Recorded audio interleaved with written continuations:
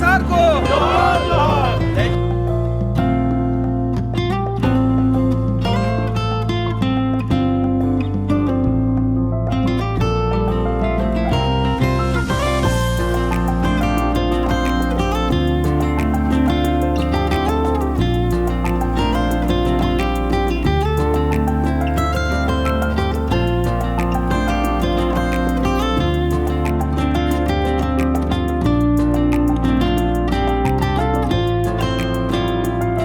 మిత్రులకు అందరికీ నమస్కారం తెలియజేస్తున్నాను.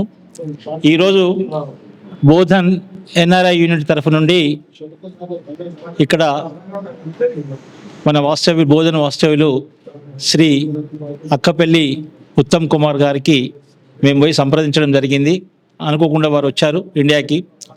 వారి మిత్రులైనటువంటి ప్రముఖ న్యాయవాది, దేశం కాదు రాష్ట్రం కాదు మొత్తం ఇంటర్నేషనల్ న్యాయవాది గారు శ్రీనివాస్ కావేటి గారు కూడా రావడం జరిగింది నిన్న నిజామాబాద్కి. నిజామాబాద్లో బ్రహ్మాండమైన కార్యక్రమం తెలంగాణ యూనివర్సిటీలో అరేంజ్ చేయడం జరిగింది. అదేవిధంగా ఉత్తమ్ గారికి మేము అందరం రిక్వెస్ట్ చేసినాం, సార్ను కూడా ఒకసారి ఇక్కడ పిలవండి అంటే ఉత్తమ్ గారు అపాయింట్మెంట్ తీసుకొని ఇక్కడ పిలవడం జరిగింది. మీకు నమస్కారం సార్. ఉత్తమ్ గారిని చిన్నప్పటి నుంచి చాలా స్నేహితులము. అయితే ముఖ్యంగా నాకు కలవడం అంబేద్కర్ గారు వారు రాసిన చాలా పుస్తకాల్లో నాకు ఒకటి బాగా నచ్చింది ఏంటంటే వారు ఏమన్నారంటే నన్ను విగ్రహాల్లో కాదు పుస్తకాల్లో వెతకండి అన్నారు. అలాంటప్పుడు మా పుస్తకాలు కొనలేని పరిస్థితులు ఉన్నాయి సార్. మిమ్మల్ని చూసి మా దేశానికి ఇంత మంచి వాళ్ళు మా దగ్గరికి వెళ్ళి ముందుకెళ్ళారు. మా దేశం ఇంకా అభివృద్ధి చెందుతుంది. అదేవిధంగా మీలాంటి ఉత్తమ మేధావులు మా సిటీ నుంచి వెళ్తే మా సిటీ డెవలప్మెంట్ అవుతుందని మేము బాగా గర్వపడతాం సార్. అందుకోసమే నేను అప్పటి నుంచి కూర్చొని క్వశ్చన్ సెషన్లో జరుగుతుంది. ఇండియన్ స్టూడెంట్స్కి పిఆర్ రావట్లేదు. There is no PR, they are struggling for PR. ఇమిగ్రేషన్లో ప్రాబ్లమ్స్ వస్తున్నాయి. ఈ యాంటీ అవ్వడం వల్ల ఇంకా ఏమన్నా జరుగుతుందా? ఇన్ ఫ్యూచర్ ఇంకేమన్నా ప్రాబ్లమ్స్ ఫేస్ చేయాల్సి వస్తుందా? దాని గురించి ఎలా యాక్షన్స్ తీసుకోవాలి, ఎలాంటివి తీసుకోవాలి అనేది. ఇప్పుడు ఎస్టర్డే సాయంత్రం నిన్న గారు కొన్ని కొత్త పాలసీస్తో వచ్చారు. Very shocking. ఏంటంటే ఎవరన్నా ఇప్పుడు ఫస్ట్ థింగ్ స్టూడెంట్స్ అడిగారు నేను. ఇంతకుముందు ఏంటంటే స్టూడెంట్ వీసాలు F1 వీసా అంటారు దాన్ని. ఆ F1 వీసా ఎప్పుడు కూడా కౌన్సిలేట్ వాళ్ళు 5 సంవత్సరాలు ఇచ్చేవాళ్ళు స్టాంప్. యాక్చువల్గా మీ కోర్సు 1.5 year ఉన్నా కూడా 1 year ఉన్నా కూడా 5 సంవత్సరాలు వాళ్ళు వీసా స్టాంపింగ్ వేసేవాళ్ళు. వీసా స్టాంపింగ్ వేసిన తర్వాత మీరు అమెరికాకు వస్తే 5 సంవత్సరాల వీసా కాదు I-94 DS అని ఇచ్చేవాళ్ళు. అంటే డ్యూరేషన్ ఆఫ్ స్టేటస్. అంటే ఏంటి, మీకు సంవత్సరం మీరు ఏదైనా చదువుకుంటున్నారో అంతమందమే కాదు, మీరు ఒకవేళ 2-3 కోర్సులు చేసినా, PhD చేసినా, మీరు కంటిన్యూస్గా డిఫరెంట్ కోర్సెస్ చేసినా కంట్రీలో ఉండేవాళ్ళు. అమెరికాలో చాలామంది ఇండియన్ స్టూడెంట్స్ వాళ్ళకి H1B లాటరీలో వేస్తే రాకపోతే మళ్ళీ సెకండ్ మాస్టర్స్, మళ్ళీ థర్డ్ మాస్టర్స్, PhD చేస్తారు. మనకేం చెప్పుకుంటారు మన స్టూడెంట్స్? ఇవి చెప్పుకోరు పాపం. మేము డబుల్ మాస్టర్ చేస్తున్నాం అంటారు. మన తల్లిదండ్రులు అనుకుంటారు మా అబ్బాయి 2 మాస్టర్లు PhD చేస్తున్నాడు. అది చదవటానికి కాదు, ఎందుకంటే లాటరీలో వీసాలు రాక వాళ్ళు అక్కడ ఎక్స్టెండ్ చేసుకుంటున్నారు. ట్రంప్ గారు ఏం చేశారు, ఇప్పుడు 5 సంవత్సరాల వీసా ఇవ్వరు. ఒకవేళ వీసా ఇచ్చినా కూడా వాళ్ళు చదువు కంప్లీట్ కానీ వచ్చేసేయాలి. అంటే ఇది చాలా పెద్ద చేంజ్ అండి. ఈ చేంజ్ వల్ల మన స్టూడెంట్స్ ఎవరైతే చదువుకోవడానికి వెళ్తారో, ఇప్పుడు మనకి ఇబ్బందులు ఏంటి? ఇప్పుడు మనం అనుకుంటాం ఇక్కడ కూర్చోండి మనకేం ప్రాబ్లం, దానిలో అమెరికా పోయాడు మా అబ్బాయి చదువుకున్నాడు అయిపోయింది అని. కానీ ఇప్పుడు మన పేరెంట్స్కి ఇక్కడ అందరు లోన్స్ తీసుకొని వెళ్తారు, అప్పులు తీసుకొని వెళ్తారు, బంగారం. అంటే ఎందుకంటే ఈ చేంజెస్ అని చేంజ్ చేస్తాడు. ఏమని, ఇప్పుడు ఒకవేళ మీకు H1 రాకపోతే మళ్ళీ మీరు నెక్స్ట్ మాస్టర్స్ చేయడానికి లేదు, అదొక ప్రాబ్లం. ఇప్పుడు రెండోది ఏంటంటే ఇప్పుడు H1B లాటరీ సిస్టమ్ కూడా తీసేశాడు ఆయన. అంటే మళ్ళీ నెక్స్ట్ టైం లాటరీ వేయడానికి లేదు మీకు ఆస్కారం. ఏం చేశాడు ఇప్పుడు ఆయన, పెద్ద ఆయన, ఇప్పుడు ఎవరైతే వీసాలు అప్లికేషన్ పెడతారో $1,00,000 కట్టాలంట. అంటే $1,00,000 జీతం ఇవ్వాలి, $1,00,000 కట్టాలి. మరి ఎలా కట్టగలుగుతాం? ఇప్పుడు స్టూడెంట్లు వచ్చి 23-24 ఏళ్ల పిల్లలు గ్రాడ్యుయేట్ అయిన తర్వాత వాళ్ళకి $1,00,000 జీతం ఎలా ఇవ్వగలుగుతాం? ఎందుకంటే ఇప్పుడు దీనికి సంబంధించింది ఉత్తమ్ గారు మాట్లాడతారు. ఎందుకు? తను గతంలో అమెరికాలో కంపెనీ పెట్టి 2750 మందిని స్పాన్సర్ చేశాడు ఆయన, మీ పక్కన ఉన్న ఆయన. ఇప్పుడు కెనడాలో కూడా 2-3 వేల మంది స్పాన్సర్ చేసి తీసుకెళ్ళాడు ఆయన. నేను అమెరికా పోయినప్పుడు కూడా నాకు లాయర్ దగ్గర ఆయనే పెట్టించాడు, అందుకని పిలుస్తూ వచ్చా. అంటే మీకు ఎవరికి తెలియదు ఆయన అంతా, అంటే చెప్పుకోడు ఆయన. సో థింగ్ ఏంటంటే ఇప్పుడు అంటే సైడ్ లైన్ పోకుండా I just wanted to recognise him. ఇప్పుడు మరి ఒక కంపెనీ ఓనర్గా తను కూడా ఒక కంపెనీ ఓనరు, మరి $1,00,000 గవర్నమెంట్ ఫీజు కట్టి మరి $1,00,000 జీతం అంటే 2 కోట్ల రూపాయలు ఇచ్చి చేయగలుగుతామా? చేయలేం కదా. అంటే ఆయన ఏం చేస్తున్నాడు అక్కడ మా అధ్యక్షుల వారు ఏంటంటే ఇవన్నీ కూడా ఎవరు రాకుండా ఉండాలి అని చెప్పేసి గోల్డెన్ వీసా, ఇప్పుడు దుబాయ్ వాళ్ళు $2-3 లక్షల దిరమ్స్ పెడితే గోల్డెన్ వీసా వాళ్ళు ఉండటానికి ఇస్తున్నారు అక్కడ, గోల్డ్ వీసా. ఇప్పుడు ఈయన కూడా గోల్డెన్ వీసా అని తీసుకొస్తున్నాడు. $5 మిలియన్ పెట్టండి, $1 మిలియన్ పెట్టండి, మీకు గ్రీన్ కార్డు ఇస్తామని. సడన్గా గ్రీన్ కార్డ్ ఏమి ఇవ్వడు ఆయన. సో ఇప్పుడు నిన్న రాత్రి ఇది ప్రొక్లమేషన్ ఇచ్చాడు. ఇప్పుడు ఇండియాలో ఎవరైతే H4లో ఉన్నారో, H1లో ఉన్న వాళ్ళంతా ఈరోజు వెళ్ళిపోవాలి. ఎల్లుండి లోపల పోకపోతే లోపల పోవడానికి లేదు. నిన్న రాత్రి నుంచి పొద్దున దాకా బోల్డని ఫోన్స్ వస్తున్నాయి. అంటే నేను ఉత్తమ్తో అదే అన్నాను, మనం ఈరోజు గ్లోబల్ ఇమిగ్రేషన్ సెమినార్ 2-3 రోజుల కింద మనం ప్లాన్ చేసుకున్నాము. ఈరోజు నాకు చాలా టీవీల నుంచి ఫోన్లు వస్తున్నాయి, ఎందుకంటే సాయంత్రం కొన్ని ఛానల్స్ వాళ్ళు వచ్చి నన్ను పిలుస్తున్నారు, వెళ్ళి మాట్లాడాలి. అంటే ఏమిటి ఇప్పుడు ప్రాబ్లం ఏంటంటే, ఇప్పుడు H1 వెయ్యాలన్నా ఒక ఎంప్లాయర్గా 2 కోట్ల రూపాయలు పెట్టి ఎలా తీసుకొస్తాం? తీసుకురాలేం కదా. అంటే ఇప్పుడు మన డ్రీమ్స్, మన ఏదైతే ఆ కళలన్నీ అయిపోతాయి ఇప్పటి నుంచి. ఎందుకు? ఈయన వల్ల. ఇంకోటి ఏంటంటే ఏం మార్పులు తీసుకొస్తున్నాడంటే, మన స్టూడెంట్స్ చాలామంది అసలు యాక్చువల్గా కాలేజీలలోనే పని చేయాలి స్టూడెంట్స్, కానీ ఇక్కడ వీసా ఏజెంట్లు ఏం చెప్పి పంపిస్తారంటే, మన విలేకరులకు కొంత ఇది రాసుకోగలుగుతారు మీరు, ఫస్ట్ హ్యాండ్ ఇన్ఫర్మేషన్ అండి ఇదండి. బిగ్ టీవీ వాళ్ళు కూడా వచ్చారు పొద్దున, బిగ్ టీవీ వాళ్ళు కూడా కాల్ చేశారండి. ఏంటంటే స్టూడెంట్స్ అక్కడికి పోతే ఇక్కడ ఏజెంట్లు ఏం చెప్తారు, మీరు అక్కడ ఎక్కడైనా పోయి పని చేసుకోండి అంటారు. కానీ పని చేసుకోవడానికి లేదమ్మా. ఇమిగ్రేషన్ రెగ్యులేషన్ ఏమంటుంది అమెరికాలో, మీరు ఓన్లీ కాలేజీలలోనే 20 గంటలే పని చేయాలి. కానీ మన వాళ్ళు కాలేజీలు బోర్ని, ఇప్పుడు కోవిడ్ తర్వాత 100,000 కాలేజెస్ అయినాయి. ఇప్పుడు వాళ్ళు ఏం చేస్తున్నారు, ఇంతకుముందు 20 గంటలు క్లాస్ రూమ్లో ఉండాలి, ఇప్పుడు అది కూడా తీసేశారు. మీరు ఇంటి దగ్గర నుంచి కూర్చొని చదువుకోవచ్చు అని. అది పెడితే మనోళ్ళు ఏం చేస్తున్నారు, బయట పని చేస్తున్నారు, ఎక్కడో షాపులలో, రెస్టారెంట్లలో, గ్యాస్ స్టేషన్. ఇదన్నీ మనకు చెప్పరు, ఎందుకంటే మేము చేసాం ఆ పనులు, చెప్పం. మేము చదువుకునేటప్పుడు అన్నీ చేసాం, అంటే నాకేం భయం లేదు చెప్పుకోవడానికి. సో ఇవన్నీ చేసుకొని పాపం కాలేజీ ఫీజులు కట్టుకుంటారు, తల్లిదండ్రులకు ఏదో పంపిస్తారు. ఇప్పుడు అవన్నీ కూడా ఆగిపోతాయి. ఎందుకు? ఇప్పుడు ట్రంప్ గారు ఏం చేశారంటే $4 బిలియన్ డబ్బులు ఇచ్చాడు పోలీసు వాళ్ళకి. ఎవరికి? ఇమిగ్రేషన్ పోలీసు వాళ్ళకు. అంటే కొత్త పోలీసు వాళ్ళని అపాయింట్ చేస్తున్నాడు, ఇమిగ్రేషన్ కొత్త జడ్జిలను అపాయింట్ చేస్తున్నాడు, వీళ్ళందరినీ కూడా వచ్చి పట్టుకుంటున్నారు. ఇది అమెరికన్ లా. కానీ కెనడియన్ లా, ఇప్పుడు ఉత్తమ్ గారు మాట్లాడతారు, కెనడాలో బయట పని చేసుకోవచ్చు, కెనడా లా సిస్టమ్ వేరు. ఇప్పుడు చాలామంది ఏం చేస్తారు, ఇప్పుడు అమెరికా నుంచి ఇప్పుడు కెనడాకు వేరే కంట్రీస్కి వెళ్తారు. ఇప్పుడు మీరు అడిగిన ప్రశ్న, మనని ఎందుకు టార్గెట్ చేస్తున్నాడంటే, ఆయన ఇండియన్స్ అనేది ఏం టార్గెట్ చేయలేదమ్మా. ఇప్పుడు అమెరికాలో 65 to 70% ఇంటర్నేషనల్ స్టూడెంట్స్ మనం మాస్టర్స్ డిగ్రీ కోసం వస్తాం. ఎందుకు? మనకేదో రాజశేఖర రెడ్డి పుణ్యాల బీటెక్లన్నీ కాలేజీలు అయ్యాయి, మనం ఫీజులు కట్టకుండానే చాలామంది ఏదో ఫీ రీయింబర్స్మెంట్లో చదువుకున్నాం. మా కాలంలో మేము BA BCom చేసేవాళ్ళం. ఇప్పుడు అందరు బీటెక్లే. అందరు ఏం చేస్తున్నారు, బీటెక్ చేసుకోగానే అమెరికాకి MSకి వస్తారు. ఆ వరల్డ్ మొత్తంలో స్టూడెంట్స్, F1 స్టూడెంట్స్ 65 to 70% మన దేశంలో వస్తారు స్టూడెంట్స్. ఎందుకు? మన వాళ్ళందరికీ బీటెక్ ఉంటుంది. రెండోది ఏంటి, మన వాళ్ళందరూ డీసెంట్గా ఇంగ్లీష్ మాట్లాడతారు. మూడోది, మన వాళ్ళు చాలా కష్టపడే పిల్లలు, మనం గొడవలు పెట్టుకోము, కేసులలో పోము, కష్టపడి పని చేసుకుంటాం మనం.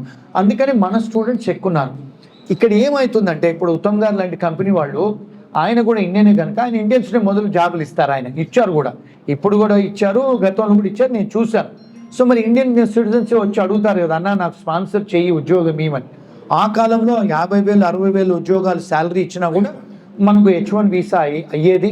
డిపార్ట్మెంట్ ఆఫ్ లేబర్ వాళ్ళు పర్మిషన్ చేసేవాళ్ళు. H1 అప్రూవ్ అయిన తర్వాత తను జీతం ఇచ్చేవారు, వాళ్ళు చేసుకొని మళ్ళీ వచ్చి స్టాంపింగ్ చేసుకునేవాళ్ళు. జీవితాలు అట్లా గడిచిపోయి చాలామందికి తను కూడా స్పాన్సర్ చేశాడు. తను కూడా మాతో లాయర్గా పనిస్తే మేము చేసి పెట్టాం, ఇప్పుడు కూడా చేస్తూనే ఉన్నారు. ఓకేనా? ఇప్పుడు ఏంటంటే ఇండియన్స్ టార్గెట్ ఏం చేయట్లే ఆయన. ఇప్పుడు సెకండ్ లార్జెస్ట్ ఎవరు, చైనీస్ వాళ్ళు ఉన్నారు అక్కడ అమెరికాలో. చైనీస్ వాళ్ళు కొంతమంది ఉన్నారు, కానీ ఇప్పుడు కోవిడ్ తర్వాత ఆయన చైనీస్ వాళ్ళని నచ్చట్లేదు ఎవరు. అయితే కొంతమంది స్టూడెంట్స్ చైనీస్ వాళ్ళని కూడా అరెస్ట్ చేశారు. మూడోది ఏంటంటే కొంత ప్యాలెస్టైన్ ముస్లిమ్స్ ఉన్నారు అక్కడ ఆ దేశాలలో, వాళ్ళని ఎందుకు టార్గెట్ చేస్తున్నారు ఆయన అంటే, ఆయనకు ముస్లిం దేశాలంటే సిరియా చాలా దేశాలు ఆయనకు ఇష్టం ఉండదు. ఆయన కొంచెం అంటే ప్రో అమెరికన్స్, యాంటీ ఇమిగ్రెంట్స్ ఆయన కొంత క్రిస్టియన్ మెంటాలిటీ ఆయనది. కనుక ముస్లిమ్స్ ఎవరన్నా ఉంటే ఆయన వచ్చి రాగానే ముస్లిం కంట్రీస్లలో ఎంబసీలని క్లోజ్ చేస్తాడు, ఈ ముస్లిం కంట్రీస్లో ఎవరిని కూడా ఉండదని చెప్తాడు. అంటే ఇప్పుడు దీనికి మనం అర్థం చేసుకోవాల్సింది ఏంటంటే ఆయన ఒక్కడే కాదు. ఇప్పుడు చూసుకుంటే మీకు ఆస్ట్రేలియాలో 15 రోజుల కింద ఇండియన్స్ గో బ్యాక్ అని వాళ్ళందరూ నినాదాలు చేసి వాళ్ళు స్ట్రైకుల్లాగా బందులు చేస్తున్నారు, ఇంగ్లాండ్లో చేస్తున్నారు, జర్మనీలో చాలా మస్జిదులన్నీ కొనగొట్టేస్తున్నారు. అంటే యూరోప్లో ఇప్పుడు ఏమైందంటే ఎవరైతే ఇమిగ్రెంట్స్ మనలాంటి వాళ్ళు వస్తారో ఈ దేశాలలో కొంత రిసెంట్మెంట్ స్టార్ట్ అయింది. ఎట్లయితే మన కేసీఆర్ గారు వచ్చి ఆంధ్రోలందరూ వెళ్ళిపోవాలన్నట్టుగా అలా ఫీలింగ్ వచ్చేసింది ప్రపంచంలో, మీరు ఎందుకు వస్తున్నారు వెళ్ళిపోండి అని. అంటే నాకు ఎందుకు తెలుసు అంటే అమ్మా, నాకు లండన్లో ఆఫీస్ ఉంది, మనం ఉత్తమ్ గారితో తన ఆఫీస్ కూడా నాకు ఇచ్చారు, అక్కడ కూడా వెళ్తూ ఉంటాను. యూరోప్లో పోలాండ్ అన్ని దేశాలు వెళ్తుంటాను, ఒక 54 దేశాలు వెళ్తుంటానమ్మా. 4-5 దేశాల్లో చదువుకున్నాను లా. ఆ దేశాలు వెళ్తుంటే కనుక నాకు పర్సనల్గా తెలుసు ఇవన్నీ. ఇప్పుడు చాలామంది ఏం చేస్తున్నారు, కోవిడ్ తర్వాత అందరూ యూరోప్కి వెళ్తున్నారు స్టూడెంట్స్ అంతా చదువుకోవడానికి కూడా, అక్కడ ఉద్యోగాలు ఇస్తున్నారు. అంటే నేను యాంటీ అమెరికా గురించి చెప్పట్లేదు, నేను అమెరికన్ లాయర్ని, అమెరికాలోనే ఉంటాను, అమెరికా పౌరసత్వం కూడా తీసుకున్నాను, ఆ కంట్రీకి అగెన్స్ట్గా చెప్పకూడదు. కానీ ఇప్పుడు పొలిటికల్ పాలసీస్ ఏమవుతుంది, ఎప్పుడు కూడా ప్రపంచంలో పాలిటిక్స్ కంట్రోల్ ద బిజినెస్ అంట. పాలసీస్ ఎప్పుడైతే మార్పులు జరుగుతాయో వ్యాపారాలు మారుతాయి. ఎందుకు మన దగ్గర కూడా పివి నరసింహారావు గారు వచ్చినప్పుడు లిబరలైజేషన్ చేశారు. అంతకుముందు మన ఫారిన్ కంపెనీస్ చూసామా, స్వదేశీ అన్నాము. మరి ఆయన వచ్చిన తర్వాత లిబరలైజేషన్ అయిన తర్వాత అన్ని మల్టీనేషనల్ కంపెనీస్ వచ్చాయి, వ్యాపారాలు చేస్తున్నాం. ఇప్పుడు మన మల్టీనేషనల్ కంపెనీస్ అన్ని ఊర్లలో పెట్టి చేస్తున్నారు, వ్యాపారంగా పెరుగుతుంది, ఉద్యోగాలు వస్తున్నాయి, మనం చదువుకుంటే కూడా ఉద్యోగాలు ఇస్తున్నాయి. సో ఎప్పుడైనా కూడా ఏ కంట్రీ పాలసీస్ మారిస్తే ఎకనామికల్ దెబ్బలు తింటాం మనం. దాంతోపాటు ఇమిగ్రేషన్ కూడా ఎఫెక్ట్ అవుతుంది. ఇప్పుడు ఈయన వచ్చినప్పటి నుంచి మీరు నమ్మరు, చాలా ఎయిర్పోర్ట్స్ అన్ని ఖాళీగా ఉన్నాయి. ఇప్పుడు నెవాడా అక్కడ కెసినో ఉన్నాయి, ఆ కెసినో కూడా క్లోజ్ అయిపోతుంది. ఇప్పుడు వాళ్ళు వచ్చేసి ఇక్కడ దుబాయ్లో పెడుతున్నారు కెసినో. అసలు ఇస్లామిక్ రిలీజియన్కి అగెయిన్స్ట్ అది, అంటే కెసినోలు జూదం ఆడటం. కానీ వాళ్ళు సముద్రంలో పెడుతున్నారు. నేను ఉత్తమ్ గారు వెళ్ళి మేము మనం చూసి వచ్చాము. అంటే ఎందుకు చూసి వచ్చాము అక్కడికి, తను కూడా బిజినెస్ మ్యాన్, నేను కూడా ఇంటర్నేషనల్ లాయర్, నేను కూడా అంటే ఎక్కడ మనం ఇమిగ్రెంట్స్ హెల్ప్ చేయగలుగుతామని తను కూడా ఇప్పుడు కంపెనీ సెట్ చేద్దామని చూస్తున్నారు దుబాయ్లో. ఎందుకు ఇప్పుడు చాలామంది అక్కడికి వెళ్తారు, ఐటీ వాళ్ళు ఉద్యోగస్తులకు వెళ్తారు. ఎందుకు అక్కడ ఇప్పుడు దుబాయ్లో వాళ్ళు కెసినో పెడుతున్నారు, అంటే 1000 మందికి ఉద్యోగం తను ఇప్పించచ్చు, తను పెడతారు. ఇంతకుముందు కూడా ఉత్తమ్ గారు లండన్లో పెట్టారు, ఐర్లాండ్లో పెట్టారు, కెనడాలో పెట్టారు, అమెరికాలో పెట్టారు. ఆయన బోధన్ వాస్తవుడైనా కూడా ప్రపంచం చూస్తారు ఆయన. అంటే అందుకే నేను పిలిస్తే నేను వస్తా అని చెప్పి వచ్చాను. అంటే ఏ పొలిటికల్ ఎజెండా లేదు మాకేమో. ఆయన కెనడియన్ సిటిజన్, నేను అమెరికన్ సిటిజన్, మాకు ఓటు హక్కులు కూడా లేవు ఈ దేశంలో. ఎందుకు వచ్చాము అంత దూరం నుంచి ఫ్లైట్లలో ఖర్చు పెట్టుకొని ఎండలలో అంటే మన తెలంగాణ వాళ్లకు మన అంతా గొర్రెదాటు. కానీ ఇప్పుడు కాస్త మనం నేర్చుకుంటాం. నేను తెలంగాణ వాడిని, కానీ మనం కొంత ఇప్పుడు తెలుసుకోవాలి. ఇప్పుడు ఏదో టీవీలలో చూసి భయపడటం, న్యూస్ పేపర్లో చదివి భయపడటం కాకుండా మేము అంటే గ్రాస్ రూట్ లెవెల్కు, గాంధీ గారు ఏమన్నారు, ఇండియా లివ్స్ ఇన్ విలేజెస్ అంటే. అందుకని నిన్న నిజామాబాద్ వాళ్ళు తెలంగాణ యూనివర్సిటీ వాళ్ళు పిలిస్తే అక్కడ కూడా ఇదే టాపిక్ మీద పెట్టారు కాలేజ్లో, అంటే ఇంటర్నేషనల్ ఇమిగ్రేషన్ లా ప్లస్ ప్రైవేట్ ఇంటర్నేషనల్ లా. ఎందుకు నేను మన ఉత్తమ్ గారిని నేను ఇన్వైట్ చేశానంటే, నన్ను పిలిచారు వాళ్ళు, నేను చెప్పాను వారికి. ఒక లైవ్ ఎగ్జాంపుల్ ఉన్నాడు ఒకతను, ఆయన పిలవాలంటే పిలిచారు. ఉత్తమ్ గారు ఏంటంటే, ఇప్పుడు నేను ఆర్టిఫిషియల్ ఇంటెలిజెన్స్లో పిహెచ్డి చేశాను, ఆయన లైవ్లో ఒక యాప్ తయారు చేశాడు, చూపించాడు నిన్న. అంటే ఒక మనిషిని క్రియేట్ చేశాడు ఆయన. మీరు ఎవరైనా ప్రశ్నలు అడిగితే టొరంటోలో మీరు ఇల్లు కొనుక్కోవాలన్నా స్థలం కొనుక్కోవాలన్నా ఆయన ఫోన్లో ఆ ఆడ మనిషి, అక్కడ మనిషి, కెనడాలో ఉన్న ఆ ఆర్టిఫిషియల్ ఇంటెలిజెన్స్ రోబో మాట్లాడుతుంది. అది వాళ్ళు చూపించాడు ఆయన, నేను చూపించమని చెప్పాను. కానీ ఇవన్నీ చెప్పడు ఆయన, అంటే ఆయన షోమెన్షిప్ లేదు, చెప్పుకోడు. నేను చెప్పుకోవాలి, ఎందుకంటే కొంతమందికి ఉపాధి కలుగుతుంది కదా ఆర్టిఫిషియల్ ఇంటెలిజెన్స్. అంటే నేను మీరు అడిగిన ప్రశ్నకి ఆన్సర్ ఏంటంటే, ఇండియన్స్ టార్గెట్ కాదమ్మా. ఆయన పాలసీస్ తీసుకుంటే ఇంకొక ప్రాబ్లం మనం అందరం అర్థం చేసుకోవాల్సింది ఏంటంటే, మన మీడియా మిత్రులు మీరు ప్రమోట్ చేయాలి, బిగ్ టీవీ వాళ్ళు. ఏమిటి అంటే, ఇప్పుడు మన వాళ్ళు 78% ఆఫ్ ఐటీ కంపెనీస్ ఉత్తమ్ లాంటి వాళ్ళు ఓనర్లు అక్కడ. 76% ఎంప్లాయీస్ ఎవరైతే ఉన్నారో అమెరికాలో, ఇంగ్లాండ్లో, యూరోప్ దేశాలలో మన దేశస్తులే వాళ్ళు ఐటీ ప్రోగ్రామర్స్ లాగా ఉన్నారు. మరి ఒకవేళ పాలసీస్ చేంజ్ అయితే మనకే కదా ఎఫెక్ట్ అయ్యేది, 76% మనమే కదా, అందుకనే మనకి ఎఫెక్ట్ అవుతుంది. కానీ మీడియా వాళ్ళు ఏమంటున్నారు, ఇది ఇండియన్స్ను ఉద్దేశించి చేస్తున్నాడు అంటున్నాడు. కానీ అది తప్పుడు సంకేతం, ఇండియన్స్ని ఉద్దేశించి కాదు. ఇప్పుడు 78% స్టూడెంట్స్ మన వాళ్ళే ఉన్నారు, అందుకని వాళ్ళకి ఎఫెక్ట్ అవుతుంది. ఇది మనకు ఉద్దేశించి చేసింది కాదు ఆయన, చైనా వాళ్ళని ఉద్దేశించి చేశాడు, ఆఫ్రికా వాళ్ళని చేశాడు, ఇంకా చాలామంది కంట్రీస్ ఎవరైతే టెంపరీ ప్రొటెక్టెడ్ స్టేటస్ అని అది కూడా క్యాన్సిల్ చేశాడు. ఎవరైతే వెన్జువేలా నుంచి వచ్చారో, సిరియా నుంచి వచ్చారో, చాలా హైటీ నుంచి వచ్చారో వాళ్ళకు 1 year ఎవరైతే బార్డర్ క్రాస్ చేసి వస్తారో వాళ్ళకు ఉండటానికి చేశాడు, ఎప్పుడు బయలునప్పుడు. ఇప్పుడు అది కూడా తీసేస్తున్నాడు. అంటే విపరీతమైన మార్పులు చేస్తున్నాడు. మరి ఈ టైంలో మరి మనం ఎలా? ఇప్పుడు మీ అందరికీ ప్రశ్న, కావేటి గారు అమెరికా నుంచి ఏదో అంతర్జాతీయ న్యాయవాది వచ్చాడు, ఏం చెప్తాడు మనకనేది మీకు ప్రశ్న, మీడియా మిత్రులకే కానీ మన పేరెంట్స్కే కానీ. ఇప్పుడు ఏమవుతుందంటే అమ్మా, ఇప్పుడు అక్కడ ఉండాలంటే పరిస్థితులు చాలా 2-3 రెమెడీసే ఉన్నాయి. ఇప్పుడు ఏంటంటే అక్కడ నాన్ ప్రాఫిట్ అని కొన్ని ఆర్గనైజేషన్స్ ఉంటాయి, నాన్ ప్రాఫిట్ అని. రెండవది డాక్టర్లు, కొంతమంది మెడికల్ సంబంధించిన వాళ్ళు. ఆయన ఏం చేస్తున్నాడంటే మా దేశానికి ఏదైతే పనికొస్తుందో, అంటే నేషనల్ ఇంట్రెస్ట్, అంటే మా దేశానికి ఏదైతే పనికొచ్చే ప్రోగ్రామర్స్ చదువుకున్న వాళ్ళు ఉంటారో వాళ్ళే ఉన్నట్టు మేము వాళ్ళకి ఇస్తాము అంటున్నాడు. అంటే మన వాళ్ళు ఏం చేయాలి? చాలామంది ఇప్పుడు ఉత్తమ్ లాంటి వాళ్ళు చాలామంది ఉన్నారు అక్కడ, ఆర్టిఫిషియల్ ఇంటెలిజెన్స్ అని చేసేవాడు. అంటే ఆయన బిజినెస్ మెన్గా చూస్తున్నారు, తను కూడా ఇండియన్స్ని పెట్టి వాళ్ళని హైర్ చేసి చేస్తున్నారు. అట్లా నేషనల్ ఇంట్రెస్ట్ ఇప్పుడు ఆర్టిఫిషియల్ ఇంటెలిజెన్స్ అనేది, సైబర్ సెక్యూరిటీ అనేది, ఇంకా సైన్స్లో చాలా ఏరియాస్ ఉన్నాయి, ఆర్టిఫిషియల్ ఇంకా చాలా ఏరియాస్ ఉన్నాయి. ఆ ఏరియాస్లో మనం కాన్సన్ట్రేట్ చేయాలి. మన పిల్లలకు చెప్పాలి, నాయన అలాంటి కోర్సులు ఏదో తీసుకోండి, ఆ ఏరియాస్లలో ఉద్యోగాలు తీసుకోండి అని చెప్పాలి మనం. అలాంటి వాటికి ఉత్తమంగా చాలామందికి ఆయన ప్రొవైడ్ చేస్తున్నారు. ఏది మన ట్రైనింగ్. నేను ఎందుకు ఎన్నిసార్లు ఆయన గురించి ఎంఫసైజ్ చేసి చెప్తున్నానంటే, మొదటిది ఏంటంటే ఆయన మీ ఊరు అతను, మీరు ఆయన అడగొచ్చు, చెప్తారు, చేస్తారు. ఆయన అంటే ఆయన చాలామందికి సాయం చేసిన, నేను విట్నెస్, ఆయన లాయర్గా ఇచ్చారు, నాకు పని ఇచ్చారు, చేశాను. అందుకే నేను ఎంఫసైజ్ చెప్తున్నా, నాకేనేం ఫీజులు ఇవ్వలేదు ఆయన గురించి వకాలత చేయమని. అంటే ఓన్లీ ఆ గౌరవంతో నేను వచ్చాను, చేస్తున్నాను. So getting touch with him. ఇంకా 4వ క్వశ్చన్ అమ్మా, ఇప్పుడు చాలామంది పిహెచ్డీలు చదువుకుంటారు. మీడియా వాళ్ళది కూడా ఇంతకుముందు 5 సంవత్సరాలు వీసా ఇచ్చేదండి ఆయన, ఇప్పుడు ఆ మీడియా వాళ్ళకి కూడా తీసేశాడు ఆయన. గతంలో చాలామంది మీడియా వాళ్ళకి నేను వీసాలు చేసి తీసుకెళ్ళా, వాళ్ళది కూడా తీసేశాడు. కానీ ఎవరైతే ఎక్స్ట్రాడినరీ ఎబిలిటీ ఉంటారో, ఇప్పుడు మన పిల్లల్లో కూడా స్టార్టప్ కంపెనీస్ పెట్టారు, పెద్ద పెద్ద మంచి ప్రోగ్రామ్స్ చేస్తున్నారు. ఇప్పుడు ఉత్తమ్ గారి దగ్గర కూడా చాలామంది అలాంటి వాళ్ళు ఉన్నారు. సో మీరు అందరూ చేసినలాగా చేయకుండా ఏదన్నా నేషనల్ ఇంట్రెస్ట్ తరఫునో, లేకపోతే సైంటిఫిక్ ఏదైనా మీరు డెవలప్మెంట్ చేస్తారో, లేకపోతే నాన్ ప్రాఫిట్ ఆర్గనైజేషన్స్, పిహెచ్డి చేసిన వాళ్ళు, కొంతమంది కాపీరైట్ ప్యాటెంట్ ట్రేడ్ మార్క్ చేసిన వాళ్ళు ఉన్నారు మన పిల్లలు. అంటే ఇప్పుడు చూసుకుంటే ప్రపంచంలో మన ఇండియన్ స్టూడెంట్స్ బ్రహ్మాండంగా చేస్తున్నారు, మన యంగ్ జనరేషన్. అంటే మన పాతకాలం వాళ్ళు మేమంతా, మాకు తెలియదు, కొత్త వాళ్ళంతా తెలుసుకుంటారు. అలాంటి వాళ్ళు ప్యాటెంట్స్, కాపీరైట్స్, అలాంటి ఏదైనా ఆర్టికల్స్ పబ్లికేషన్ చేస్తే ఎక్స్ట్రాడినరీ ఎబిలిటీ కింద గ్రీన్ కార్డ్ కూడా ఫైల్ చేసుకోవచ్చు.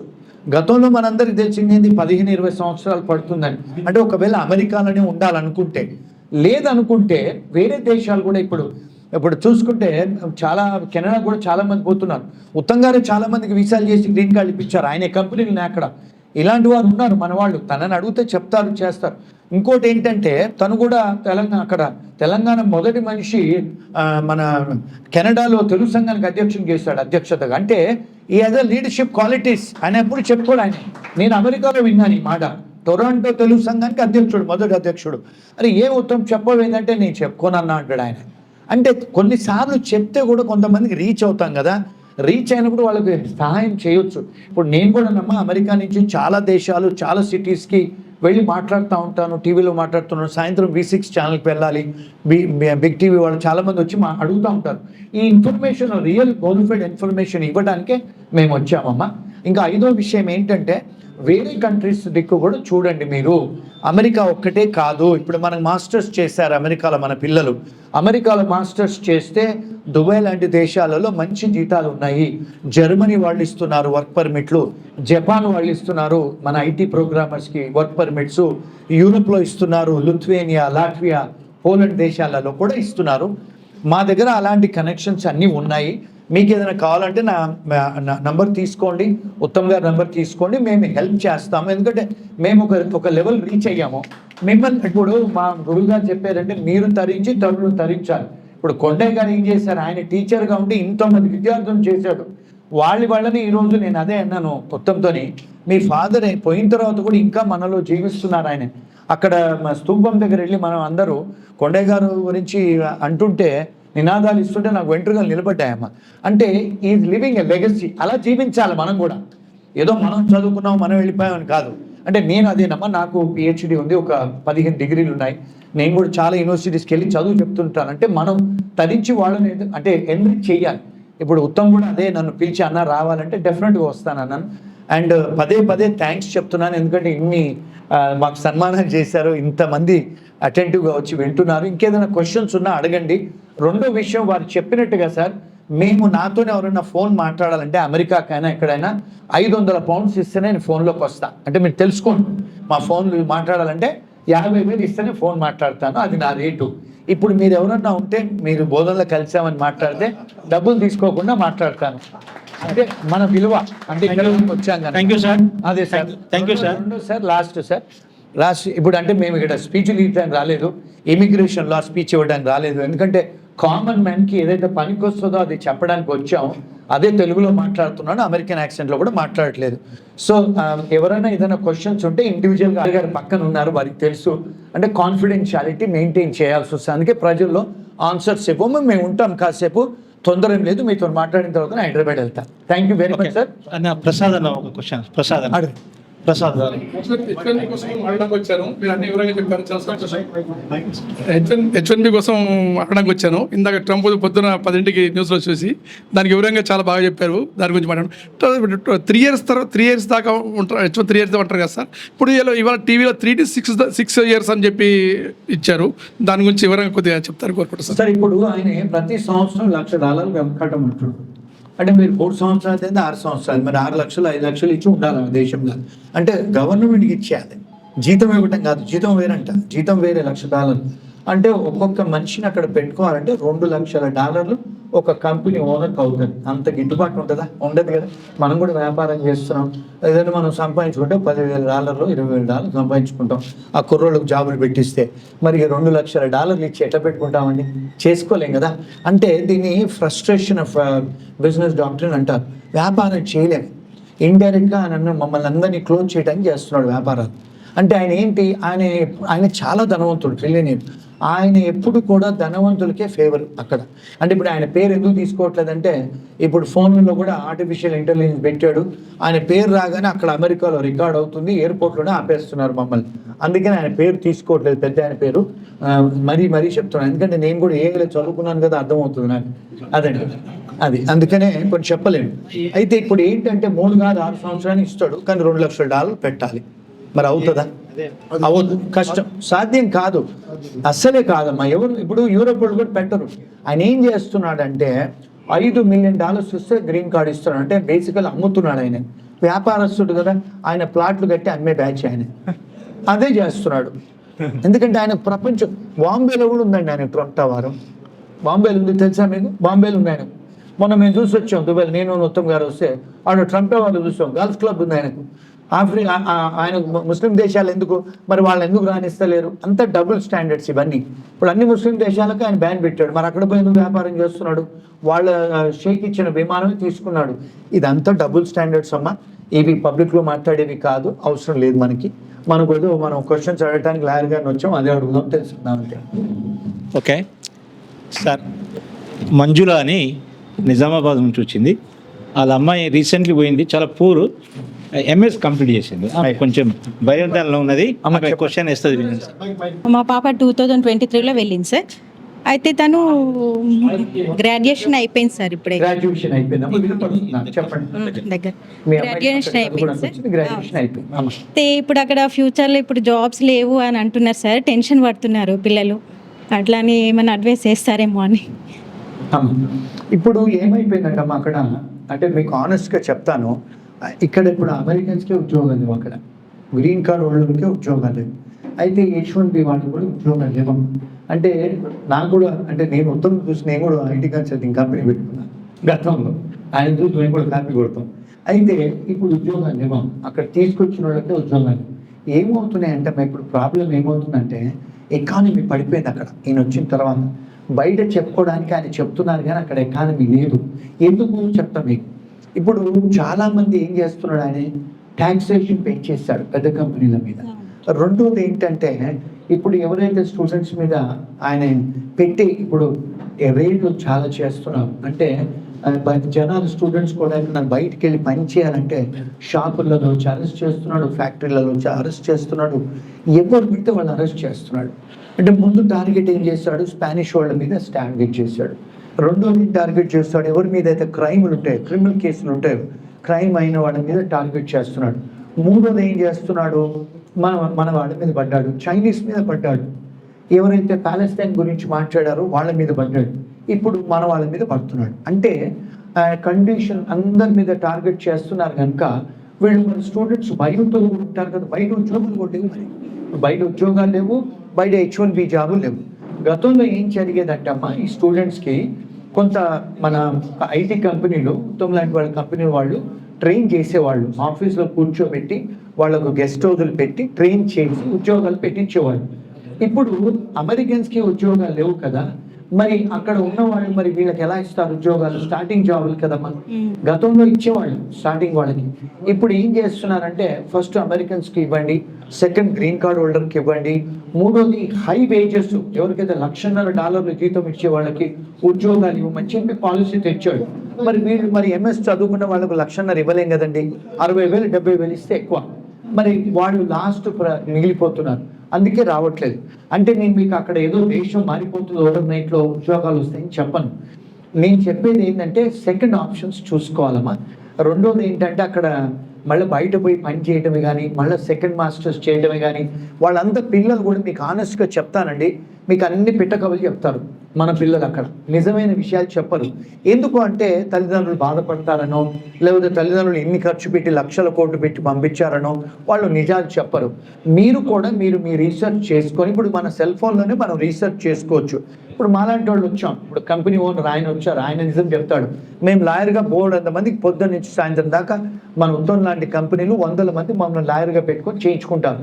చాలామంది స్టూడెంట్స్ కూడా క్లయింట్స్, వాళ్ళ వీసాలు పోతాయి, మళ్ళీ వీసాలు మళ్ళీ రీఇన్స్టేట్మెంట్ చేసుకోవడానికి వస్తారు, అరెస్ట్ అయిన వాళ్ళు వస్తున్నారు కనుక మాకు ఫస్ట్ హ్యాండ్ ఇన్ఫర్మేషన్ తెలుసు. అంటే మేము వాళ్ళ పేరు చెప్పడానికి ఉండదు కానీ ఎలా జరుగుతుందో చెప్పొచ్చు కదా, ఎడ్యుకేషన్ పర్పసెస్, ఇన్ఫర్మేషన్ పర్పసెస్ కోసం అమ్మా. సో మీరు అమ్మాయిని అడగండి, అమ్మ నువ్వు గెస్ట్ హౌస్లో ఉంటున్నావా, ఎవరైనా ఎంప్లాయర్ ఇచ్చిన గెస్ట్ హౌస్లో, మరి ఏమన్నా నువ్వు పని చేస్తున్నావా క్యాంపస్ బయట, మరి నీ పరిస్థితి ఏముంది, నీ రూమ్మేట్స్ పరిస్థితి ఏముంది, బాగా లేకపోతే వచ్చేయమ్మా, వేరే దేశాలకు కూడా ట్రై చేసుకొని వెళ్ళొచ్చమ్మా. ఇప్పుడు జపాన్ వాళ్ళు ఓపెన్ చేశారు, జర్మనీ వాళ్ళు ఓపెన్ చేశారు, ఎస్పెషల్లీ ఇండియన్ హైటెక్ ప్రొఫెషనల్స్కి ఇస్తున్నారు. జపాన్లో ఎందుకు ఇస్తున్నారంటే అమ్మా మన మీద ప్రేమ కాదు, అక్కడ ముసలోళ్ళు ఎక్కువైపోయారు, యంగ్ మనుషులు లేరు అక్కడ. మన యంగ్ ఇండియన్స్కి, ఎస్పెషల్లీ ఇండియన్స్కి వాళ్ళు వీసాలు ఇస్తున్నారు, వర్క్ పర్మిట్స్. అలాంటి దేశాలు ఎతకాలి. ఇప్పుడు ఉత్తమ్ గారు మొన్న రీసెర్చ్ చేసి నాకు చెప్తున్నారు అన్న, లిథువేనియా, లాట్వియా, పోలాండ్, ఎందుకంటే చెప్పొచ్చు చెప్పరాదు కానీ ఉత్తమ్ గారి భార్య పోలిష్ ఆమె, ఆయన పోలాండ్ కూడా వెళ్తూ ఉంటారు, ఆయనకు తెలుసు పోలాండ్లో కూడా ఉన్నాయన్న ఉద్యోగాలు అని చెప్తున్నారు ఉత్తమ్ గారు. అంటే నేను చెప్పేది ఏంటంటే think outside the box. మనము ఇప్పుడు బ్రతకటానికి హైదరాబాద్ వెళ్ళేవాళ్ళము, తర్వాత బొంబాయి వెళ్ళేవాళ్ళం, మనం నిజామాబాద్ వాళ్ళందరూ సౌదీ వెళ్ళేవాళ్ళం. ఇప్పుడు అమెరికా ఉన్న కెనడా అన్ని కంట్రీస్ వెళ్ళట్లేదమ్మా. We should think outside the box. అందుకనే మనం వాళ్ళతో మీరు సిన్సియర్గా అడగండి, అమ్మ అక్కడ ఏం లేకపోతే మళ్ళీ మీరు డబ్బులు అడగటం, మళ్ళీ ఇక్కడి నుంచి అక్కడ క్రెడిట్ కార్డుల మీద చాలామంది మన స్టూడెంట్స్ ఏం చేస్తున్నారంటమ్మా, తల్లిదండ్రులకు చెప్పకుండా క్రెడిట్ కార్డులు ఆగుతున్నారు. ఆ క్రెడిట్ కార్డులు అవి కట్టలేకపోతున్నారు క్రెడిట్ కార్డులు, ఇంకా వేరే వేరే నేరాలు కూడా చేస్తున్నారు మన పిల్లలు. నా దగ్గర చాలామంది క్లయింట్స్ ఉన్నారు, అది ఇక్కడ నేను సభాముఖంగా చెప్పను, మాట్లాడను. సో ఇలాంటివన్నీ బదులు మీరు మాట్లాడండి. ఇప్పుడు మేము మొన్న నేను ఉత్తమ్ గారు దుబాయ్లో 3 అక్కడ తిరిగి చూసి వచ్చాం. అక్కడ పోయినంత ఐటీకి ఫ్యూచర్ ఉంది. తను మాట్లాడారు, చాలా ఐటీ ఫ్యూచర్ ఉంది, జీతాలు కూడా బాగానే ఉన్నాయి. మొన్న తనను పరిచయం చేసుకోవడానికి ఒకతను వచ్చాడు. ఆయన గత 4-5-6 ఏళ్లలో 6 కంపెనీలు పెట్టి ఫ్యాక్టరీస్ పెట్టాడు. తను కలవటానికి వచ్చారు. సో ఇక్కడ తను అడుగారు, మరి ఇక్కడ ఐటీ ఎలా ఉందంటే ఐటీ ఫ్యూచర్ ఉంది దుబాయ్లో, అదేవిధంగా జీతాలు ఇస్తున్నారు. అంటే నేను చెప్పేది ఏంటంటే వేరే దేశాలు కూడా ఉన్నాయి. నేను ఏదో మీకు అమెరికా నుంచి సైడ్ లైన్ చేయడానికి చెప్పట్లేదమ్మా. నేను అమెరికన్నే, మీరు అక్కడికి రావాలని ఆశిస్తాను. కానీ ఇప్పుడు పరిస్థితులు బాగోలేవు కనుక మనం వేరేది కానీ చూసుకోవాలి. మీరు సిన్సియర్గా అడగండి అమ్మాయిని, అమ్మ మళ్ళీ నువ్వు ఇంకో మాస్టర్స్ చేస్తాను చెప్పబాకు, పిహెచ్డి చేస్తానని చెప్పబాకు, అక్కడిక్కడ డబ్బులు నువ్వు క్రెడిట్ కార్డు తీసుకోబాకు. స్టూడెంట్స్ కూడా లోన్స్ తీసుకుంటున్నారు అక్కడ. నా దగ్గర ఈ మధ్య ఒక క్లయింట్ వచ్చాడు. వీళ్ళు ఏం చేస్తున్నారు, కొంతమంది కంపెనీలు లోన్స్ ఇప్పిస్తున్నారు. ఇక్కడ కూడా లోన్స్ ఇస్తారు కదా, అక్కడ కూడా లోన్స్ ఇప్పిస్తున్నారు. ఇప్పించిన తర్వాత మన వాళ్ళు కట్టలేని పరిస్థితి, కట్టకపోతే వాడు కేసులు వేస్తున్నాడు. ఎక్కడికి వెళ్తారు వీళ్ళు పాపం స్టూడెంట్లు? మాలాంటి లాయర్లను పెట్టుకోవాలంటే గంటకు 500, అంటే 50,000 పెట్టుకోవాలి. నాకు ఫోన్ చేస్తే నేను చెప్తాను, నాయన ఇలాంటి పిచ్చి పనులు చేయబాకండి, ఎవరు ఎక్కడ సంతకం పెట్టమంటే పెట్టకండి. ఇలాంటి బోల్డ్ అని ప్రాబ్లమ్స్ నేను స్టూడెంట్స్ హ్యాండిల్ చేస్తున్నానమ్మా. మీరు సిన్సియర్గా అడగండి. ఏదైనా ఉద్యోగం వచ్చేటట్టు ఉంటేనే ఉండవు. షెడ్యూల్ అయినాయి, రోజు ఇంటర్వ్యూలు అవుతాయి. ఇంటర్వ్యూలు అయినంత మాత్రాన ఉద్యోగాలు రావు. అది చెప్తారు, ఓపీటీ ఉంది మాకు, సిపిటి ఉంది, ఉద్యోగాలు మాకు ఇంటర్వ్యూలు అవుతున్నావు అని చెప్తారు, కానీ రావమ్మా. ఎందుకు? వాళ్ళు ఉద్యోగాలు, వాళ్ళకి ఎవరైతే ఉద్యోగాలు ఇవ్వాలో ఇంటర్వ్యూ చేయాలి. బై లా ఇంటర్వ్యూ చేయకుండా ఇవ్వడానికి లేదు. ఆ గ్రీన్ కార్డులకు, సిటిజన్లకు వెసులుబాటు చేయడానికి అందరిని ఇంటర్వ్యూ చేస్తారు. మన వాళ్ళు ఏమనుకుంటారు, పాపం నాకు ఇంటర్వ్యూలు వస్తున్నాయి, రేపో మాపో ఉద్యోగం వస్తుందని. ఇదంతా ఒక స్కామ్ అమ్మా, ఏమనుకోవద్దు. నిజంగా చెప్తున్నాను, దీనికంటే ఎక్కువ ఉత్తమ్ గారు హైలైట్ చేస్తారు దీని గురించి. Thank you sir. ఈ మధ్య ఏం చేస్తున్నారు, door delivery, door dash delivery చేస్తున్నారు. చాలామంది పోలీస్ స్టేషన్లో పట్టుబడుతున్నారు. నేను చాలామందికి రిలీజ్ చేయిస్తున్నాను. చెప్పరాదు, కొంతమంది నేరాలు కూడా చేస్తున్నారమ్మా. అలాంటివి చేయకూడదు. ఇప్పుడు నాకు ఒక దగ్గర ఒక అమ్మాయి ఉంది. ఆ అమ్మాయికి మన వీసా పోయింది. ఇప్పుడు ఏం చేస్తుంది, డోర్ డాష్ వెళ్ళి డెలివరీ చేస్తుంది, ఒక ఆంధ్ర ముస్లిం అమ్మాయి. నేను అన్న ఎందుకు చేస్తున్నావు అమ్మ అంటే, సార్ నాకు అక్కడ అప్పు ఉంది ఇండియాలో కట్టేది, ఇండియా పోతే నేను ఈ అప్పులతో మా ఊళ్ళో ఆత్మహత్య చేసుకొని చచ్చిపోవాలి, అందుకే నేను ఇక్కడ $2-3 ఏదో సంపాదిస్తున్నాను. చాలాసార్లు ఎండల్లో కార్లోనే కూర్చొని నేను ఒక బ్రెడ్కు ఛాయ్ తాగి ఉంటున్నాను సార్, తిండికి కూడా డబ్బు పెట్టట్లేదని చెప్తుంది. నేను ఎందుకమ్మా ఇంత కష్టం అంటే, అప్పులు ఉన్నాయి ఇండియాలో. మరి వాళ్ళ పేరెంట్స్తో మాట్లాడాలి కదా, చెప్పుకోవాలి కదా. ఇప్పుడు అదొకటి దేశం కాదు కదమ్మా. ఇప్పుడు మన ఉత్తమ్ గారు కెనడాలో సక్సెస్ఫుల్గా జీవిస్తున్నారు, అమెరికాలో జీవించారు, ఇప్పుడు చైనాకి వెళ్ళొచ్చారు, ఇప్పుడు దుబాయ్లో చాలా కంట్రీస్లో పెట్టి చేస్తున్నారు కదా. మన బోధన్ వాస్తవ్యుడే కదా. ఈయన ఏదో రామోజీరావు గారు అబ్బాయో లేకపోతే ఎవరో ఎంఎస్ సుబ్బరామరెడ్డి కొడుకు కాదు కదా. ఒక కొండయ్య గారు, ఒక టీచరు కొడుకు ఇంత సక్సెస్ఫుల్ చేసి 1000 మందికి ఉద్యోగాలు ఇప్పించే, ఇట్లా మనకు ఒక సక్సెస్ స్టోరీస్ ఉన్న తర్వాత మనం ఏదో కెలాగ్ స్కూలు, స్టాన్ఫోర్డ్, హార్వర్డ్లో చదువుకున్నాను కాదు కదండి. నేను కరీంనగర్లో చదువుకున్నవాడిని. మరి మేము ఈరోజు ఒక 16 ఆఫీసులు పెట్టి బోర్డంత ఎంప్లాయ్మెంట్ క్రియేట్ చేస్తున్నాం. ఎంతమంది అడ్వకేట్స్ చేయగలుగుతారమ్మా? ఉన్న ఊరు దాటితే గుర్తుపట్టరు అడ్వకేట్ని. మేము అలాంటిది 16 ఊర్లలో 16 దేశాలలో చేస్తున్నాం. ఎందుకు? ఉత్తమ్ లాంటి మనస్తత్వం, మనం ఉద్యోగం ఇప్పించాలి, మనం అందరికి హెల్ప్ చేయాలని చేస్తున్నాం. అంటే మేమేదో గొప్పవాళ్ళమని చెప్పట్లేదు, సెల్ఫ్ ట్రంపెడ్ కాదు. మేము చేయగలిగితే మీరు చేయగలుగుతారు, అది నేను చెప్పేది. ఇప్పుడు నేను చెప్పేది ఏంటంటే అమ్మా, please don't go with your children. వీళ్ళందరూ మనకు పిట్టకథలు చెప్తారు. మీరు హానెస్ట్గా అడగండి, ఏం చేస్తున్నారో నువ్వు అక్కడ అల్లుడు, అబద్ధం చెప్పగరా అని మీరు కూడా రీసెర్చ్ చెయ్యండి. ఎందుకంటే వీళ్ళు చెప్తారు, నేను ఇక్కడ పోతున్నా బాబాయ్, ఇక్కడ పోతున్నా మామయ్య, లొకేషన్ అడగండి ఎక్కడ పోతున్నారు. ఇక్కడి నుంచే గూగుల్ లొకేషన్ నుంచి మీరు లొకేషన్ చూడొచ్చు. వాడు రెస్టారెంట్లో పనిచేస్తున్నాడా, హోటల్లో పనిచేస్తున్నాడా, ఏం చేస్తున్నాడా అని. నాకు తెలియదు, నేను బోధన ఉన్నా అనకండి దయచేసి. మీ చేతిలో ఫోన్ ఉన్నది, రీసెర్చ్ చేయండి, అన్నీ కనపడితే. మీకు ఇంగ్లీష్ రాకపోతే తెలుగులో అడిగినా చెప్తుంది గూగుల్ అమ్మ. అంటే ఈరోజు టెక్నాలజీ ఎంత పవర్ఫుల్ అయిందమ్మా, అన్నీ చూసి తెలుసుకోండి. చాలాసార్లు పేరెంట్స్ కూడా, మా అమ్మాయి ఏడుందో తెలియదు సార్, ఏ ఊర్లో ఉందో తెలియదు సార్, ఏం చదివిందో తెలియదు సార్, మాకు ఏం తెలుసు సార్, చదువుకున్న వాళ్ళం కాదు అంటారు మన తెలంగాణ వాళ్ళు. కొద్ది ఆంధ్రలో ఒక తెలుగు వాళ్ళు ఉంటారు. నేను కూడా తెలంగాణ కనుక మేము కూడా అదే కరీంనగర్ నుంచి వచ్చినాం, మాకు అర్థమవుతాయి ఇవన్నీ ఊర్లో కొంటే. ఎందుకంటే మేము కూడా ఒక గ్రామం నుంచి వచ్చిన వాళ్ళం. నేను అనేది ఏంటంటే, మనకు చెప్పకుండా మాకు చదువులు రాదు, మాకు ఏం తెలియదు అనకుండ్రి. మీ సెల్ ఫోన్లో తెలుగులో అడిగినా చెప్తుంది గూగుల్ అమ్మ. ఆర్టిఫిషియల్ ఇంటెలిజెన్స్ తెలుసుకోండి సార్. ఓకే అమ్మ, నువ్వు అడుగుతావా?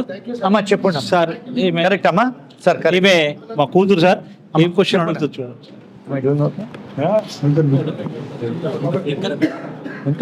Good afternoon, sir. అమ్మా చెప్పండి.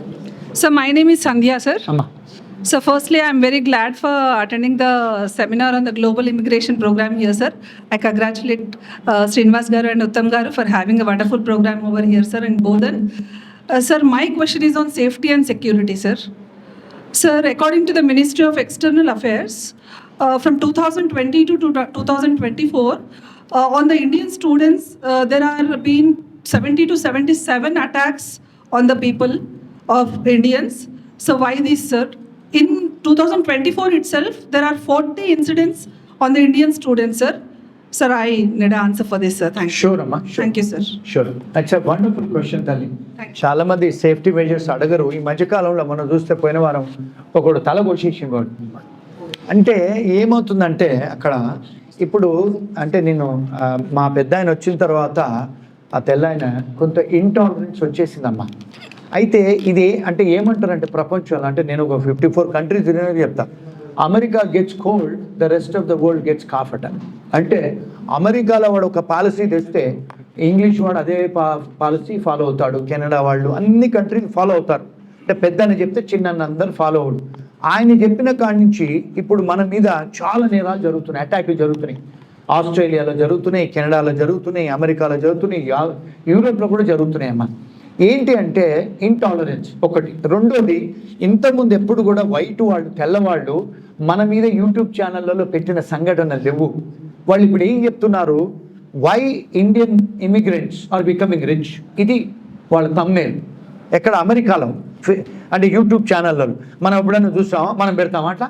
మరి ఇప్పుడు ఇంగ్లీష్ వాళ్ళు ఇక్కడికి వచ్చి వ్యాపారాలు చేస్తున్నారు. గతంలో కూడా ఇంగ్లీష్ వాళ్ళు మనం పరిపాలించారు. మనం అంతా అంటే శాంతి కదమ్మా.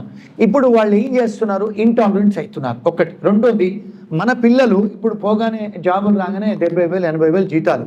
వీళ్ళ జీవితాంతం వాళ్ళు పాత టయోటా కారు నడుపుతారు, 2,000 కారు. మన పిల్లలు పోగానే మన ఎలాన్ మాస్ కారులు కొనేస్తున్నారు, అది టెస్లా కొనేస్తున్నారు. నువ్వు పక్కింటికి వచ్చి మొన్న వచ్చి టెస్లా కారు కొని నేను సైకిల్ మీద తిరిగితే నాకు బాధ అవ్వదు. వీళ్ళు ఏం చేస్తున్నారు, వీళ్ళ మీద అంటే ద్వేషం, జలసి. ఆడవాళ్ళు కానీ మగవాళ్ళే కానీ జలసి అవి ఏం చేస్తున్నారు వాళ్ళు. అక్కడ ఈ మధ్యకాలంలో అక్కడ కూడా చాలామంది మన దగ్గర ఎట్లయితే 100 మంది యూట్యూబర్స్ ఉన్నారో సార్, వాళ్ళు కూడా కుర్రోళ్ళు కూడా యూట్యూబర్స్. ఇప్పుడు అక్కడ తెల్లవాళ్ళు కూడా యూట్యూబర్స్ ఏం పెడుతున్నారు, why Indians are becoming rich. ఇది నినాదం. Why Indians are doing well in America, why Indians are together. ఇట్లా ఇండియన్స్ అని పదం పెట్టి చేస్తున్నారు. కానీ లా ప్రకారము ఒక కంట్రీకి సంబంధించి చెప్పకూడదు, దాన్ని డిస్క్రిమినేషన్ అంటారు. అమెరికా రాజ్యాంగం కూడా చెప్తుంది, యునైటెడ్ నేషన్స్ కూడా చెప్తుంది. కానీ యూట్యూబ్ కదా, ఫ్రీడమ్ ఆఫ్ ప్రెస్, మన ప్రెస్ వాళ్ళకున్న మనకు freedom. So you can write అనేది స్వేచ్ఛ. వాళ్ళు పెట్టేస్తున్నారు. మరి తెల్లవాళ్ళు చూస్తున్నారు కదా, చూసి వాళ్ళకు కూడా లేనిపోని ఇంతకుముందు మన హిందూ టెంపుల్స్ గురించి తెలియదు, ఇంతకుముందు పాకిస్తాన్ అని తెలియదు, బంగ్లాదేశ్ అని తెలియదు, నేపాల్ అని తెలియదు, మనం అందరూ ఒకటే అనుకునేవాళ్ళు. ఇప్పుడు వాళ్ళకి మనం బొట్టు పెట్టుకుంటే మనం హిందూస్ అని, మనం గొళ్ళు గోపురాలని, మనం ఇండియా నుంచి వచ్చిన ప్రోగ్రామర్స్ అని, ఇవన్నీ వాళ్ళకి తెలుస్తుంది. తెలిసిన తర్వాత ఆబ్వియస్లీ ఇప్పుడు మనం ఎట్లయితే హైదరాబాద్లో కేసీఆర్ సార్ అన్నాడో ఆంధ్రోళ్ళు అందరూ పోవాలంటే మనకి ఎట్లయితే వచ్చిందో ఫీలింగు వాళ్ళకు కూడా వచ్చేసిందమ్మా. అంటే this is socio economic factor, ఇది పొలిటికల్ ఫ్యాక్టర్స్. రెండోది ఏంటంటే మనకు మోడీ గారు వచ్చిన తర్వాత 2 సార్లు చాలా పెద్ద ఈవెంట్స్ అయినాయి అమెరికాలో. అంటే మెయిన్ స్ట్రీమ్ అమెరికన్ పాలిటీషియన్స్ 100 మంది ఎంపీలు వచ్చి కలిశారు. అక్కడ మెయిన్ స్ట్రీమ్ ఛానల్ వాళ్ళు కూడా కవర్ చేశారు ఆయన్ని. సో ఏమవుతుందంటే ఈ గుజరాతీ వాళ్ళు కూడా హైప్ చేస్తున్నారు మన ఈవెంట్స్. ఇప్పుడు మన ఈవెంట్స్ ఉన్నాయమ్మా, తానా ఆట వాళ్ళు మిలియన్స్ ఆఫ్ డాలర్స్ ఖర్చు పెట్టి చేస్తారమ్మా. సినిమా యాక్టర్లు మట్టుకొచ్చి హెలికాప్టర్లు బుక్ చేస్తారు. ఇప్పుడు మా మిత్రుడు ఉత్తమ్ పక్కనే కూర్చున్న ఆయనే చిరంజీవిని తీసుకుపోయినాడు ఒకసారి విమానం బుక్ చేసి. మన మిత్రుడు ఇక్కడ కూర్చున్న ఆయనే. అంటే ఇట్లా మరి చేస్తే చూస్తారు కదా, ఏంటి వీళ్ళు ఇండియన్ స్టూడెంట్స్ ఇంతగానం, ఇండియన్స్కి ఇంత డబ్బు ఎక్కడిది, వీళ్ళు ఇంత బంగ్లాలు ఇంత బిల్డింగ్లు ఎలా కొంటున్నారు. కోవిడ్ తర్వాత మన వాళ్ళు ఏం చేశారు తెలుసా తల్లి, ఒక్కొక్కరు 5-6 జాబులు చేశారు. మరి డబ్బంతా ఏం చేస్తున్నారు, రియల్ ఎస్టేట్లో పెడుతున్నారు. అక్కడ ఇవన్నీ చూస్తున్నారు వాళ్ళు. చూసి మన మీద ద్వేషం, జలసి. ఇప్పుడు మన ఐటీ ప్రోగ్రామర్స్ మన కోవిడ్ టైంలో మన చాలామంది ఐటీ కంపెనీస్ వాళ్లకు మన అంతకుముందు అప్పుడు మోడీ గారు ఈయన లేడు, ఆ గవర్నమెంట్ వాళ్ళు $1,00,000 ఇచ్చారు జీతాలు ఇవ్వమని. వీళ్ళు ఎంప్లాయర్స్ అంతా ఆ డబ్బులు తినేసి రియల్ ఎస్టేట్ కొంటున్నారు. ఇప్పుడు 100,000 ఎకరాలు కొనేసి బిల్డింగ్లు కడుతున్నారు. ఇది ఎవరికి చెప్పరండి మన పిల్లలు మనకొని ఓ మా అబ్బాయి చాలా బాగా చేస్తున్నాడు అక్కడ, ఇవన్నీ చేస్తున్నారు. అక్కడ చేస్తే మరి వాళ్ళకి జలస్ అవుతుంది కదా, అందుకని మన మీద వాళ్ళు టార్గెట్ చేస్తున్నారు. ఇంకొక 3వ 4వ విషయం ఏంటంటే మన వాళ్ళతో కలవరమ్మా. ఇప్పుడు మన వాళ్ళు కూడా వాళ్ళతో ఇంటిగ్రేట్ అవ్వాలి. మన వాళ్ళు అవ్వరు, మన గ్యాంగ్సే ఉంటారు, మన అమ్మాయిలు మన అబ్బాయిలు మన రెస్టారెంట్లో. సో ఉన్నప్పుడు మీరు వాళ్ళతో ఇంటిగ్రేట్ అవ్వనప్పుడు ఆబ్వియస్లీ జలసీ కోపం వస్తుంది కదా, మన మీద అటాక్స్ చేస్తున్నారు. అది మీడియా వాళ్ళు ఇంకా హైప్ చేస్తున్నారు. ఇప్పుడు మన ఇండియన్ మీడియా వాళ్ళు, అమెరికన్ మీడియా వాళ్ళు ఇంకా హైప్ చేస్తున్నారు. ఈ మధ్యకాలం ఒక ఆమె గుజరాత్ ఆమె చిన్న దొంగతనం చేస్తే లక్షల మంది అమెరికన్ ఛానళ్ళు అన్ని ఛానళ్ళు పెట్టేశారు. ఒక ఆమె పాపం ఆమె చచ్చిపోవాల్సిందే, గుజరాత్ ఆమె, బాంబే ఆమె 200 రూపాయల దొంగతనం చేశారు. అట్లనే మన తెలుగు స్టూడెంట్స్ దొంగతనాలు చేస్తే హైప్ చేస్తున్నారు. అంటే మన వాళ్ళు ఏ నేరం చేసినా హైప్ చేస్తే వాళ్ళకి ఏమనిపించింది అంటే వీళ్ళు ఇండియన్స్ వచ్చి నేరాలు చేస్తారు. సో ఇవన్నీ కూడా యాడ్ అవుతున్నాయమ్మా. These are the social reasons. But లీగల్గా వాళ్ళు అందరిలాగానే చూడాలి, చేస్తారు, చూస్తారు. ఇంకొక విషయం ఏమైందంటే సార్ ఒక్కసారి వినండి సార్, ఇది ఒక్కసారి వినాలి మీరు ప్లీజ్. ఈ ఇన్ఫర్మేషన్ మీకు దొరకదు, అమెరికా నుంచి మీకు వచ్చి ఇన్ఫర్మేషన్ ఇస్తున్నాను. ఇది మీరు మళ్ళీ ఫోన్ చేస్తే 50,000 తీసుకొని ఒక 10 నిమిషాలు మాట్లాడతా. ఏమని వీళ్ళు షాపులలో పని చేస్తారు మన పిల్లలు, పెట్రోల్ బంకులో. గుజరాతీ వాళ్ళు ఏం చేస్తున్నారు, అంటే ముఖం అంతా బట్ట అంతా పెట్టించుకొని వచ్చి కొట్టించుకుంటున్నారు. మన స్టూడెంట్స్ కూడా ఉన్నారు అందులో. కొట్టించుకొని ఆ కెమెరాలలో రికార్డ్ చేసి పోలీసు వాళ్ళకి ఫోన్ చేసి వీసా ఫైల్ చేస్తున్నారమ్మా, అంటే విక్టిమ్ ఆఫ్ ఎ క్రైమ్. దానికి కూడా మన గుజరాతీ వాళ్ళు అక్కడ పోలీసు వాళ్ళని కట్టుకున్నారు, అక్కడ ఇమిగ్రేషన్లో కట్టుకున్నారు, అక్కడ మన పిల్లలను కూడా కట్టుకొని పెద్ద స్కామ్ నడిపిస్తున్నారు. ఇప్పుడు కొన్ని 100 కేసులు బయటకు వచ్చాయి. బయటకు వస్తే ఇప్పుడు ఆయన నిన్న ట్రంప్ గారు ఏం చేశారు, ఆ వీసాను కూడా రద్దు చేశారు. విక్టిమ్ ఆఫ్ ఎ క్రైమ్ రద్దు చేసి ఎవరైతే వీసా అప్లికేషన్ పెట్టారో వాళ్ళందరిని అరెస్ట్ చేయమంటున్నాడు. ఎవరు బాధితులు, మన పిల్లలే కదా స్టూడెంట్స్. నాకు తెలుగు స్టూడెంట్స్ చాలామంది కాల్ చేస్తారమ్మా, మమ్మల్ని వచ్చి కొట్టారు, మా దగ్గర వీడియోలు ఉన్నాయని. అన్నీ ఫేకేనమ్మా. అంటే మన వాళ్ళు ఏదోటి విధంగా నేను పెళ్లి చేసుకుంటే గ్రీన్ కార్డ్ వస్తుందా ప్రశ్నలు అడుగుతారు, మీరు పెళ్లి చేస్తారా మా గ్రీన్ కార్డ్ వస్తుందా. ఇలాంటి నేరపూరితమైన విషయాలు చేయకూడదమ్మా. మేము కష్టపడి గ్రీన్ కార్డు సిటిజన్షిప్ తీసుకున్నాము 25 ఉత్తమ్ గారు కూడా సిటిజన్షిప్ తీసుకున్నాడు, ఆయన కూడా 25 సంవత్సరాలు వదిలేసి. అంటే షార్ట్ రన్స్ ఎప్పుడు చేసినా ఇలాంటి ప్రాబ్లమ్స్ అయితే అమ్మా. ఇలాంటి ఇన్ఫర్మేషన్ మీకు ఎవరికి దొరకదు, చెప్తున్నాను. మీ పిల్లల్ని కూడా అడగండి, కొన్నిసార్లు చెప్పరు. వాళ్ళు ఏ వీసాలు ఉన్నావురా నువ్వు అడగండి, మీరు ఏం వీసా ప్రయత్నం చేస్తున్నారు అడగండి, నాకు తెలియదంటే తెలుసుకోండి. వాళ్ళ పాస్పోర్ట్ మీరు ఆన్లైన్లో కొడితే ఫ్రీగా వాళ్ళు ఏం చేస్తున్నా కూడా కనపడుతుంది. ఈ ఇన్ఫర్మేషన్ చాలా క్రూషియల్. మీ పిల్లలు నచ్చకపోవచ్చు నేను చెప్పడానికి. సో దయచేసి మీరు అందరికి చెప్పండి, తెలపండి. I hope I answered your question అమ్మా. Thank you.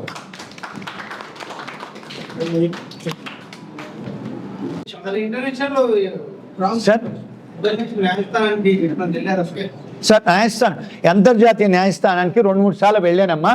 నేను జగన్ గారి మీద కేసు వేయడానికి చంద్రబాబు నాయుడు గారి తరఫున అక్కడ మానవ హక్కుల ఉల్లంఘనలు జరిగితే 2 కేసులు వేసాను.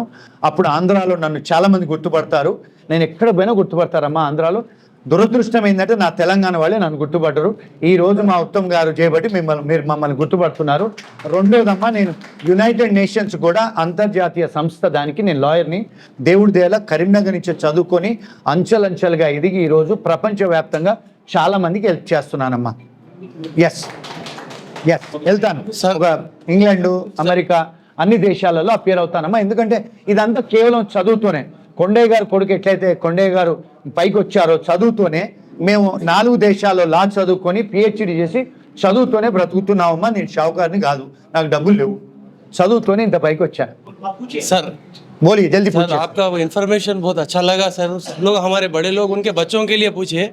अब हमारे बच्चे छोटे हैं, उन छोटे बच्चों के लिए तरफ से मैं आपको 1-2 चीज़ें पूछना चाहूँगा साहब। एक आने वाले दिनों के अंदर हमारे बच्चों के मुस्तकबिल के लिए कौन सी एजुकेशन में अच्छी इंपॉर्टेंस देती, उस बारे में एक बात बताइए। दूसरी चीज़ क्या है सर, को हमारा जैसा मदर टंग में पढ़ने में ज़्यादा वैल्यू है या इंग्लिश लैंग्वेज में ग्राउंड एजुकेशन करने में ज़्यादा वैल्यू है? कोई 2 चीज़ों के ऊपर आप ज़रा सफाई दिए तो మేడం ఐ వాంట్ కూర్చున్నారు సార్. మనకు శనివారం ఆదివారం పోలీస్ స్టేషన్ బంద్ ఉంటుందా అమ్మా? హాస్పిటల్ బంద్ ఉంటుందా? మరి కోర్టు ఎందుకు బంద్ ఉంటుంది? అమెరికాలో ఏం బంద్ ఉండదు. మరి ఎండాకాలం వీళ్ళు సెలవులు తీసుకుంటారు కోర్టులో, వింటర్ టైంలో కూడా సెలవులు తీసుకుంటారు. పోలీస్ స్టేషన్కు హాస్పిటల్ మున్సిపాలిటీ సెలవు ఉంటుందా అమ్మా ఎండాకాలం? ఎందుకు పెట్టినరు? ఇంగ్లీష్ వాళ్ళు పెట్టినరు. ఎందుకు ఇంగ్లీష్ వాడు వచ్చినప్పుడు వాడు నల్లకోట్లు బ్యాండ్లు వేసుకొని ఎండలో కూర్చోవాలి కదా, ఫ్యాన్లు ఉండే కదా. అయితే వాడు సమ్మర్లో ఊటీకి పోయేది, చల్లగా సెలవు తీసుకొని పోయేది ఇంగ్లీష్ వాళ్ళు జడ్జిలు. వింటర్లో ఇంగ్లాండ్ పోయేది, ఎందుకంటే వింటర్లోనే కదా క్రిస్మస్ వస్తుంది. వాళ్ళు ఇంగ్లాండ్లో వాళ్ళ ఫ్యామిలీని కలవడానికి పోయేది. వాడు అప్పుడు సెలవులు పెట్టుకున్నాడు మా కోర్టులలో. నేను వకీల్నే కనుక చెప్తున్నా. మరి ఇప్పుడు కూడా సుప్రీంకోర్టు అన్ని కోర్టులు బంద్ అవుతాయి. ఎందుకు బంద్ అవుతాయి అంటే వాళ్ళకే తెలియదు, బంద్ అయితే అంతే.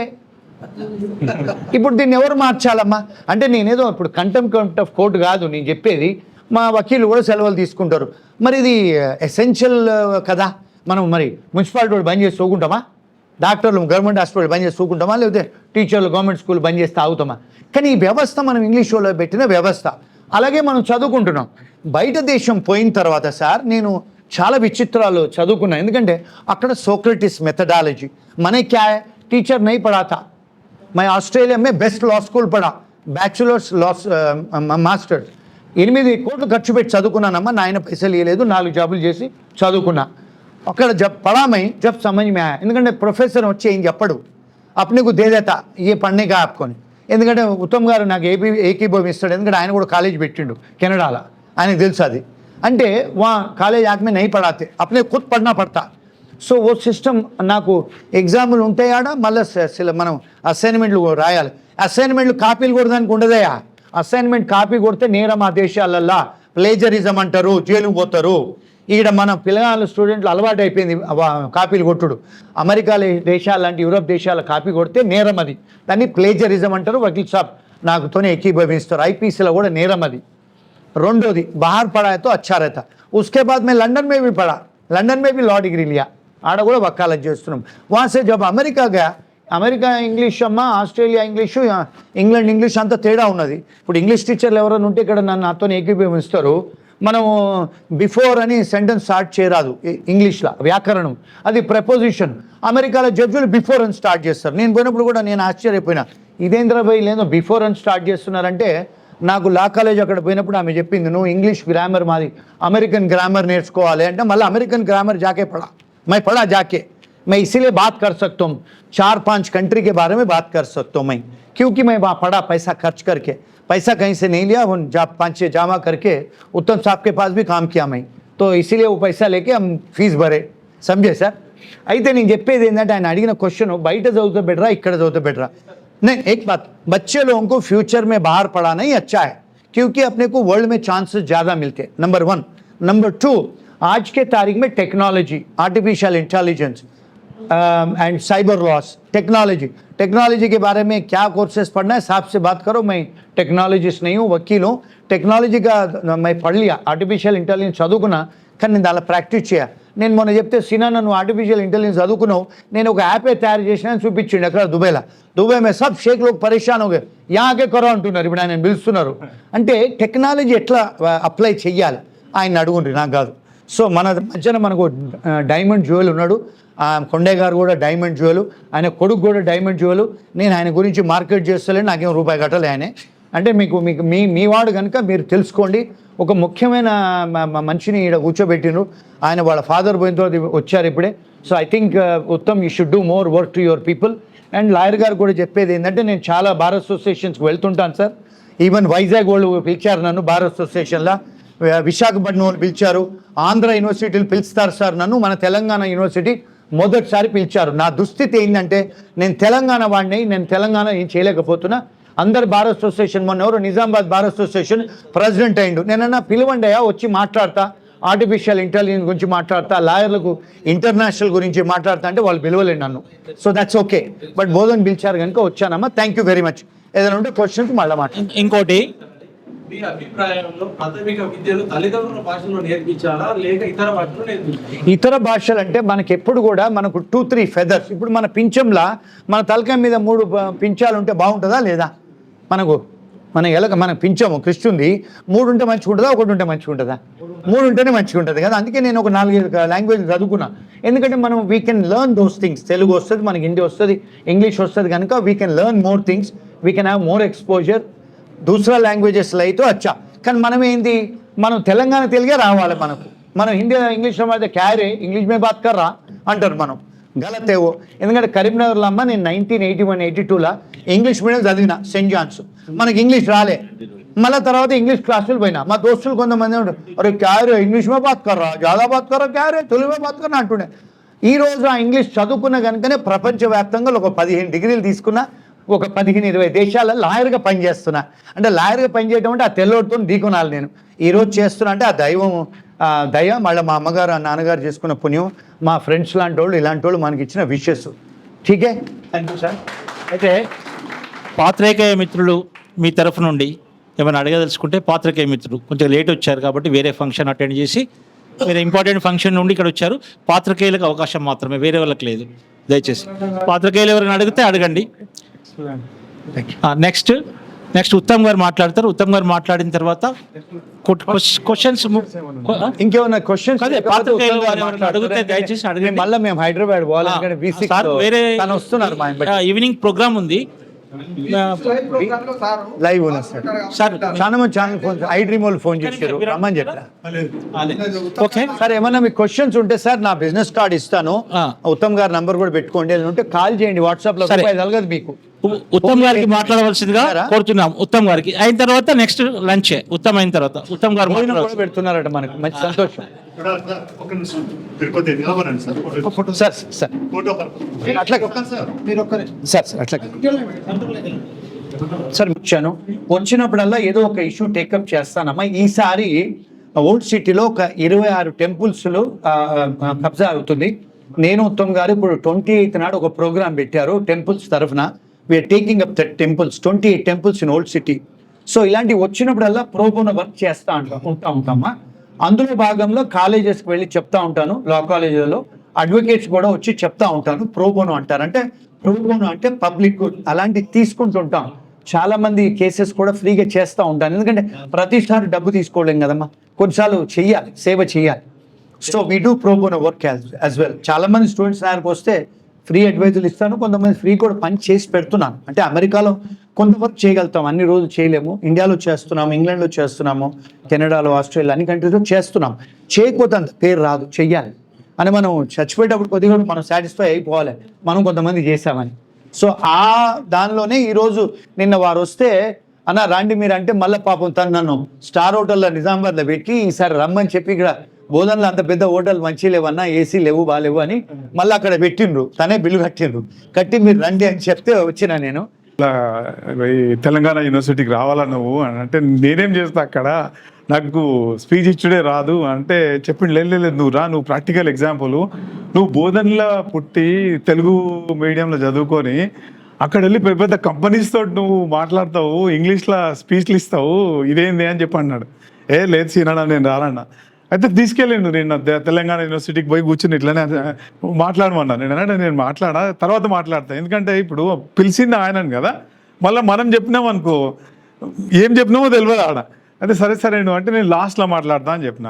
తర్వాత వాళ్ళు ఏమన్నారంటే ఒక 10 minutes మాట్లాడుంది అని చెప్పాను. 1.5 hours కూర్చున్నారు స్టూడెంట్స్. అదే క్వశ్చన్లు అడుగుతూ ఉన్నారు నన్ను, ఇట్లా కాదు, ఇట్లా అసలు ఏం చేయాలి, కెనడాలో ఎట్లుంటుంది ఇమిగ్రేషన్ సిస్టము, యూఎస్లో ఎట్లుంటుంది, తర్వాత యూరోప్లో ఎట్లుంటుంది, ఆస్ట్రేలియాలో ఎట్లుంటుంది అంటే ఇవన్నీ తిరగడం. కాబట్టి నేను దగ్గర 120 కంట్రీలు తిరిగిన. ఇక్కడికి వచ్చే ముందు కూడా చైనా పోయినాము, మయన్మార్ పోయినాము, ఆ తర్వాత సింగపూర్ పోయినాము, అక్కడి నుంచి అన్న పిలవంగానే దుబాయ్ పోయినా. దుబాయ్కి వెళ్ళి అక్కడ యాక్చువల్గా నేను ఏం చెప్తున్నా అంటే చాలా ఆపర్చునిటీస్ ఉన్నాయి. ఇప్పుడు మనం ఇక్కడ దాకానే ఆలోచిస్తాం కదా, బోధనలు ఉన్నాము, మనం బోధనల వరకు మన జాబ్స్ ఏమున్నాయో ఆలోచిస్తాం, లేదంటే నిజామాబాద్ పోతాం, లేకుంటే అక్కడ నుంచి హైదరాబాద్ పోతాం.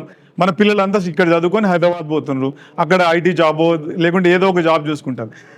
కానీ నిజంగా చూస్తే ఇవన్నీ కాకుండా మనం కొద్దిగా బయటకు చూస్తే చాలా జాబ్స్ ఉన్నాయి. ఇప్పుడు ఇంతకుముందు నేను ఇప్పుడు లాస్ట్ వీకే దుబాయ్లో ఉన్నాం కదా, దుబాయ్ గురించి చెప్తాను నేను.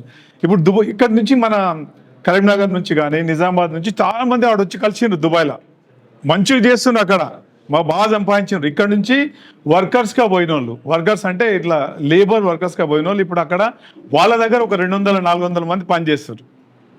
అట్లా వాళ్ళని కలిసాం, మేము కలిసి మాట్లాడినాం, హోటల్కి వచ్చి కూర్చొని మాట్లాడిండ్రు అట్లా. అయితే వాళ్ళు కూడా అనుకోలేదంట, మేము కూడా అనుకోలేదన్న, మేము ఇక్కడికి వచ్చినప్పుడు మాకు 10,000-15,000 ఇస్తే మా పాస్పోర్ట్ పెట్టుకొని చేస్తుంటే. కానీ ఇప్పుడు పరిస్థితి ఏంటంటే, ఇక్కడ నుంచి పోదాం అనుకుంటే you can start your own company. అంటే మీ కంపెనీ మీరు స్టార్ట్ చేసుకోవచ్చు. ఆడ పెద్ద ఎక్స్పెన్సివ్ ఏం కాదు. ఫ్రీ జోన్ అని పెట్టిండ్రు యూఏఈలో. ఫ్రీ జోన్ అంటే మనం వెళ్ళి ఓకే 6,000 దినార్ అంటే 3 లక్షలు 2 లక్షలు అవుతుంది. ఆ కంపెనీ పెట్టి మనని స్పాన్సర్ చేసుకోవచ్చు. లైఫ్ టైం వీసా, నీ పాస్పోర్ట్ ఎవరికి ఇవ్వాల్సిన పని లేదు. నీకే వీసా, నీ వీసా నువ్వే చేసుకుంటున్నావు కంపెనీ పెట్టి. నువ్వు అక్కడ బిజినెస్ చేయొచ్చు, వర్క్ చేసుకోవచ్చు, ఏమన్నా చేయొచ్చు. మస్తు ఆపర్చునిటీస్ ఉన్నాయి అక్కడ. ఇప్పుడు మేము కలిసిన వాళ్ళ ఎగ్జాంపుల్ చెప్తాను నేను మీకు. ఏంటంటే వాళ్ళు అరే ఏం చేస్తున్నారు బాయ్ మీరు ఇక్కడ, అంటే ఎట్లా సంపాదించారు ఇంతమంది 200 మంది 400 మంది మళ్ళీ కరీంనగర్కి వెళ్ళి నిజామాబాద్కి వెళ్ళి పోయిన వాళ్ళు మెయింటైన్ చేస్తున్నారు. వీడికి వెళ్ళి అంతమందిని తీసుకుపోయినారు. మళ్ళీ మేమేం చదువుకోలేదని చెప్తారు. మేము కూడా లేబర్కి వచ్చినాం. ఎట్లా చేస్తున్నాం అంటే అక్కడ దుబాయ్లో ఒక రూల్ ఉన్నది. రూల్ ఏంటంటే నువ్వు కార్ మీద దుమ్ము పడ్డది అనుకో, బయటకు తీసుకెళ్తావు కదా, టికెట్ ఇస్తారు నీకు, చలానా ఇస్తారు. అయితే వీళ్ళు ఏం చేసారంటే ఒక బిల్డింగ్లో 300-400 మంది ఉంటారు, ఫ్యామిలీస్ ఉంటారు. వాళ్ళకి ఒక్కొక్కటికి 2 కార్లు ఉంటాయి, ఒక 600 కార్లు ఉంటాయి ఒక బిల్డింగ్లో. వాళ్ళతో వెళ్ళి మాట్లాడుకుంటారు, మేము క్లీన్ చేస్తాము మాది మీ కార్లన్నీ, మీరు రాత్రి పార్క్ చేస్తారు కదా, పొద్దున వరకు క్లీన్ చేస్తాం. ఒక కార్కి 100 దినార్ తీసుకుంటారు. 2 times క్లీన్ చేస్తారు వీక్లో. అట్లా కాకుండా 3 times క్లీన్ చేస్తేనేమో 150 తీసుకుంటారు. అట్లా మీరు ఆలోచించండి, 600 × 150 దినార్లు. అట్లా ఎవ్రీ మంత్ వాళ్ళకి వస్తాయి పైసలు. అట్లా అప్పుడు ఏం చేసారంటే ఇక్కడికి వచ్చి అందరినీ తీసుకుపోయినారు. వాళ్ళకి ఒక అపార్ట్మెంట్లు ఇచ్చేసి దాంట్లో ఉంటారు, ఈ పని చేయించుకుంటారు. వాళ్ళు చేసే వాళ్ళు కంపెనీ వాళ్ళు కాదు, లేబర్ వాళ్ళే. నేను చెప్పేది అది. కానీ వాడి ఐడియా. ఇప్పుడు నన్ను కూడా చెప్పండి అంటున్నాం. నేను కార్ కడుగుడు అంతే. తుడిచి నైట్లో వెళ్ళిపోతారు, 2 స్ప్రేలు ఉంటాయి, కడుగుతారు, తుడిచేస్తారు, పొద్దున వాళ్ళకి వెళ్ళిపోతారు అంతే. వీళ్ళకి సాలరీలు ఇస్తున్నారు. వాళ్ళు పెద్ద పెద్ద విల్లాస్ కొనుక్కున్నారు ఆడ. అదే ఇది చెప్తారు ఐడియా మీకు ఎవరు? అదే ఏం లేదు, అవసరం లేదు. కారు దుడుచుడు రావాలా, అదే క్వాలిఫికేషన్ ఏం లేదు. పోయి కారు దుడుచుడు వస్తా, నీకు లేదు. అదే నీకు కాదు నీకు కారు ఉందా? నీకు లేదు కదా, పక్క వాళ్ళ ఇంట్లో కారు దుడవాలా, అదే ఎక్స్పీరియన్స్. అదే అట్లా నీకేందంటే ఇట్లా నేను దుబాయ్కి వెళ్ళినా కాబట్టి దుబాయ్ గురించి చెప్తున్నాను నేను. అట్లా చాలా ఆపర్చునిటీస్. ఇప్పుడు ఇక్కడ మన పిల్లలు ఐటీ చేసిండ్రు, లేకుంటే మెకానికల్ చేసిండ్రు, లేకుంటే ఏదో చేసిండ్రు కదా. మీరేమంటారంటే అరే మాకు ఇక్కడ బోధనలో జాబులు లేవు. పొద్దున నేను యూత్ అంతా వచ్చి మాట్లాడారు నాతో, ఇక్కడ జాబులు లేవు మాకు, ఏం చేయాలా మేము అంటే. మీరు ఆలోచించండి, ఇక్కడ జాబులు లేకుంటే చాలా జాబ్స్ ఉన్నాయి. ఇప్పుడు ఎవరన్నా నేను ఎంప్లాయర్ని కదా, నేను హైర్ చేసుకుంటా. నా దగ్గరికి వస్తారు, నేను ఇంజనీరింగ్ చేసిన సార్ అంటే నీ ఎక్స్పీరియన్స్ ఏంది, దాన్ని బట్టి నేను ఎందుకు హైర్ చేసుకుంటా, వానికి కెపాసిటీ ఉందా లేదా అని చూసి హైర్ చేసుకుంటా, అంతే కదా. ఇప్పుడు నీ దగ్గర కెపాసిటీ లేనప్పుడు ఎవరైనా నేను ఎందుకు హైర్ చేసుకుంటారు? ఇక్కడ నుంచి పిల్లలు ఎవరైతే బయటికి వెళ్తుండ్రో, ఏ కంట్రీస్కి వెళ్తుండ్రో, వాళ్ళకి ఇచ్చేది ఏంటంటే వెళ్ళే ముందు ఇక్కడ 2-3 సంవత్సరాలు మీరు జాబ్ చేయండి. జాబ్ చేసిన తర్వాత అక్కడికి వెళ్తే ఏంటంటే మీరు చదువుకి వెళ్ళినా దేనికి వెళ్ళినా కానీ మీకు జాబ్ వస్తుంది అక్కడ. మెయిన్ ప్రాబ్లం ఏమవుతుందంటే ఇప్పుడు యూఎస్ కానీ కెనడా కానీ ఇక్కడ ఎక్స్పీరియన్స్ లేకుండా ఇంజనీరింగ్ కాగానే అక్కడికి వెళ్ళిపోతారు. వెళ్ళిపోయిన తర్వాత అక్కడ మాస్టర్స్ ఫినిష్ చేస్తారు. మాస్టర్స్ ఫినిష్ చేసిన తర్వాత కంపెనీకి అప్లై చేస్తే వాడు హైర్ చేయడు. దానికి ఏం చేస్తారంటే కన్సల్టింగ్ కంపెనీస్ ఉంటాయి, అవి ఉంటాయి, ఫేక్ ఎక్స్పీరియన్స్ పెట్టి అప్లై చేస్తుండ్రు. అవి ఇమిగ్రేషన్లో ఏం చేస్తారు, నీ లింక్డ్ఇన్లో చూస్తే నువ్వు మొన్ననే చదువుకున్నావు, నీకు 8 సంవత్సరాల ఎక్స్పీరియన్స్ ఎట్లా వచ్చింది నీకు అని చెప్పి వాపస్ పంపించేస్తాడు. అయితే ఈ పిల్లలకి ఏంటంటే ఇవన్నీ తెలియదు. ఇప్పుడు మధ్యలో కన్సల్టింగ్ వాళ్ళు ఏమైనా చెప్తారు. అట్లా చిన్నవి తెలియక ఒక 10,000 మంది స్టూడెంట్స్ని ఆల్మోస్ట్ పంపించేసారు, డిపోర్ట్ చేశారు. అది కూడా ఎట్లా డిపోర్ట్, చిన్న తప్పులు అంటే మనం ఇక్కడ కార్ నడుపుతాం కదా, కార్ నడిపితే ఏంది రెడ్ లైట్ వస్తుంది, అటు ఇటు చూసి మనం వెళ్ళిపోతాం, ఎవరు లేరు కదా అని చెప్పి. కానీ అది పెద్ద నేరం అక్కడ. అది చిన్న మందు కొట్టి ఎవరన్నా హాఫ్ బీర్ తాగినా సరే నువ్వు కార్ నడుపుతున్నావు అనుకో, వాళ్ళు బట్టి పట్టుకున్నారు అనుకో, అది ఫెలని. సీనియర్ చెప్తారు ఫెలని అంటే అదే జైలు. అంటే నువ్వు మర్డర్ చేసినా ఫెలనీనే, తాగి నువ్వు కార్ నడిపినా ఫెలనీనే అది. అదే అయితే అట్లా లిస్ట్ అంతా తీసి గవర్నమెంట్ ఏం చేసిందంటే ఆ స్టూడెంట్స్కి లెటర్ పంపించేసింది, 15 రోజుల కంట్రీ వదిలేసి వెళ్ళిపోమని చెప్పి. అప్పుడు ఏం చేస్తారు, స్టూడెంట్స్ భయపడి లాయర్ దగ్గర పోతారు, అన్న ఏం చేయాలా అని చెప్పి. మళ్ళీ లాయర్లు అంటారు ఒక $10,000 మా రిటర్నర్షిప్ ఇవ్వండి. ఇవన్నీ అవసరమా? ఇప్పుడు అదే స్టూడెంట్స్కి పోయే ముందు తెలిసిందనుకో, అరే నేను చిన్న గ్లాస్ మందు 0.5 ఉన్నా కానీ దాన్ని పట్టేస్తారని చెప్పి, లేకుంటే రెడ్ లైట్ క్రాస్ కావద్దని చెప్పి, లేకుంటే ఇట్లా చిన్నవి మళ్ళీ క్రాస్ వాక్ కావద్దు. క్రాస్ వాక్ అంటే మనం రోడ్డు మీద నడుస్తాం కదా, ఇప్పుడు అక్కడ సింబల్ వేస్తారు, ఆ సింబల్ నాకంటే ముందు వెళ్ళిపోతారు, దాన్ని కూడా పట్టుకొని టికెట్ ఇస్తారు దుబాయ్లో. 400 ఇది ఇస్తారు, దిరమ్స్ ఇస్తారు. సింగపూర్లో కూడా అట్లనే. అయితే ఒక్కొక్క కంట్రీకి ఒక్కొక్క లా ఉంటుంది, అన్నిటికీ స్టాండర్డ్ ఏమి ఉండదు. అయితే పిల్లల్ని ఏంటంటే ఎడ్యుకేట్ చేయాలి. పోకండి, నువ్వు అమెరికా పోతున్నావు, అమెరికాలో ఇట్లా ఉండాలా, నువ్వు కెనడా పోతున్నావా, కెనడాలో ఇట్లా ఉండాలా, పోకంటే ముందే. తర్వాత నువ్వు యూరోప్ పోతున్నావు, యూరోప్ ఇట్లా ఆడ మళ్ళీ జాబ్స్ ఎట్లుంటాయి, నీకేం వస్తుంది ఫస్ట్. అది ఇప్పుడు ఇక్కడ కాఫీ షాపులు ఉంటాయి కదా, ప్రతి ఎక్కడ పోయినా కాఫీ షాపులు ఉంటాయి, కాఫీలు చేస్తారు, ఇస్తారు. ఇప్పుడు నేను పోయి కాఫీ షాప్లోకి అడిగినా, నాకు జాబీ బై నేను అంటే వాడేమంటాడు, నీకు కాఫీ చేసి వచ్చా అని అడుగుతాడు. రాదు అంట. రాదు అంటే నేను తీసుకొని అంటాడు. అట్లనే నువ్వు ఏ జాబ్కి అప్లై చేసినా కానీ ఆ జాబ్లో మనం ఇక్కడే నేర్చుకొని పోవాలా. ఇట్లా జనరల్గా అమ్మాయిలు అడుగుతూ ఉంటారు, సార్ నేను ఇట్లా మాస్టర్స్కి వస్తున్నా, నాకు ఇట్లా మా దగ్గర లీగల్గా పని చేయొచ్చు. యూఎస్లో ఏంటంటే సిపిటి ఉంటేనే పని చేయాలా, కానీ కెనడాలో ఏంటంటే ముందే నువ్వు అక్కడ ఎయిర్పోర్ట్లో దిగ్గానే నీకు వర్క్ ఆథరైజేషన్ 20 గంటలు పర్ వీక్ నువ్వు పని చేసుకోవచ్చు, ఎక్కడైనా పని చేసుకోవచ్చు. తర్వాత గ్రాడ్యుయేషన్ అయిపోయిన తర్వాత ఫుల్ టైం పని చేసుకోవచ్చు. అట్లా ముందే ఇచ్చేస్తారు కాబట్టి పని చేసుకోవచ్చు. అయితే కొంతమంది కాల్ చేస్తారు నాకు, సార్ నేను వచ్చినాక ఏం చేయాలని నేను అంటే అందరు కాఫీ షాప్లో పనిచేస్తారు, గ్యాస్ స్టేషన్లో పనిచేస్తారని చెప్తే వాళ్ళకి చెప్తుంటే, అమ్మ హైబ్రో థ్రెడ్డింగ్ నేర్చుకోండి అని చెప్పి. అదేంటి సార్ అంటే, హైబ్రో థ్రెడ్డింగ్ అంటే అక్కడ కెనడాలో కానీ యూఎస్లో కానీ దానికి చాలా పే చేస్తారు, ఎందుకంటే వాళ్ళకి రాదు అది అక్కడ. అది ఇక్కడ హైబ్రో థ్రెడ్డింగ్ చేసినందుకు $20-25 వీళ్ళకు $10 ఇస్తారు, రోజుకి 100 మందికి చేస్తారు. ఆ తర్వాత ఐ లాషెస్ పెడతారు. అంటే చిన్న చిన్న జాబులు, నేను చెప్పేది పెద్ద జాబులు ఏం కాదు. వీళ్ళు మామూలు జాబ్ చేస్తే కంటే ఎక్కువ సంపాదించుకుంటారు వాళ్ళు ఆ చిన్న చిన్న జాబులనే. అది తెలియదు మన వాళ్ళకి. అరే ఎందుకు నేర్చుకుంటా నేను, ఇక్కడ మనకు అది ఏంటంటే నేను ఎందుకు నేర్చుకున్నాను, కానీ అక్కడ అది చాలా వాల్యుబుల్. అది ఏదది చాలా కాస్ట్. కానీ ఐస్కి అది పెడితే $20-25 తీసుకుంటారు. అది అట్లా చాలామంది స్టూడెంట్స్ చిన్న ఇప్పుడు ఏది అంటే ఇప్పుడు హెయిర్ కటింగ్ చేస్తాం కదా, హెయిర్ కటింగ్ ఇక్కడ ఎవరైనా చేస్తారు. హెయిర్ కటింగ్ కెనడాలో చేయాలంటే నువ్వు కత్తెర వాడుతున్నావు కాబట్టి 1 year కోర్స్ పోవాలి. 1 year కోర్స్ బై ఇంటర్న్షిప్ చేస్తా కానీ చేసినందుకు లేదు. అట్లా కొన్ని ఎలక్ట్రీషియన్స్ ఉంటాయి, ప్లంబింగ్ ఉంటాయి, ఇవన్నీ నేర్చుకున్న తర్వాత అక్కడ పోయి అక్కడ లైసెన్స్ ఇస్తే ఫుడ్ ట్రక్స్ అంటారు. ఇప్పుడు ఆ ఫుడ్ ట్రక్స్ మీద పని చేస్తాం, లేకుంటే రెస్టారెంట్లో పని చేస్తాం, దానికి ఒక లైసెన్స్ ఉంటుంది. ఒక 1 weekలో లైసెన్స్ తీసుకుంటారు. ఎక్కువ స్టూడెంట్స్ ఏం చేస్తారంటే కెనడాలో సెక్యూరిటీలో పనిచేస్తారు.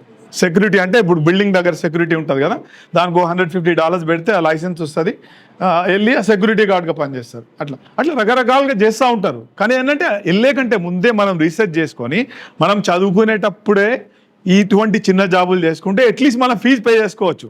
ఇప్పుడు ఇక్కడ నుంచి మీరు ఎన్ని పైసలు పంపినా అక్కడ దానికి వాల్యూనే ఉండదు. అదే ఇప్పుడు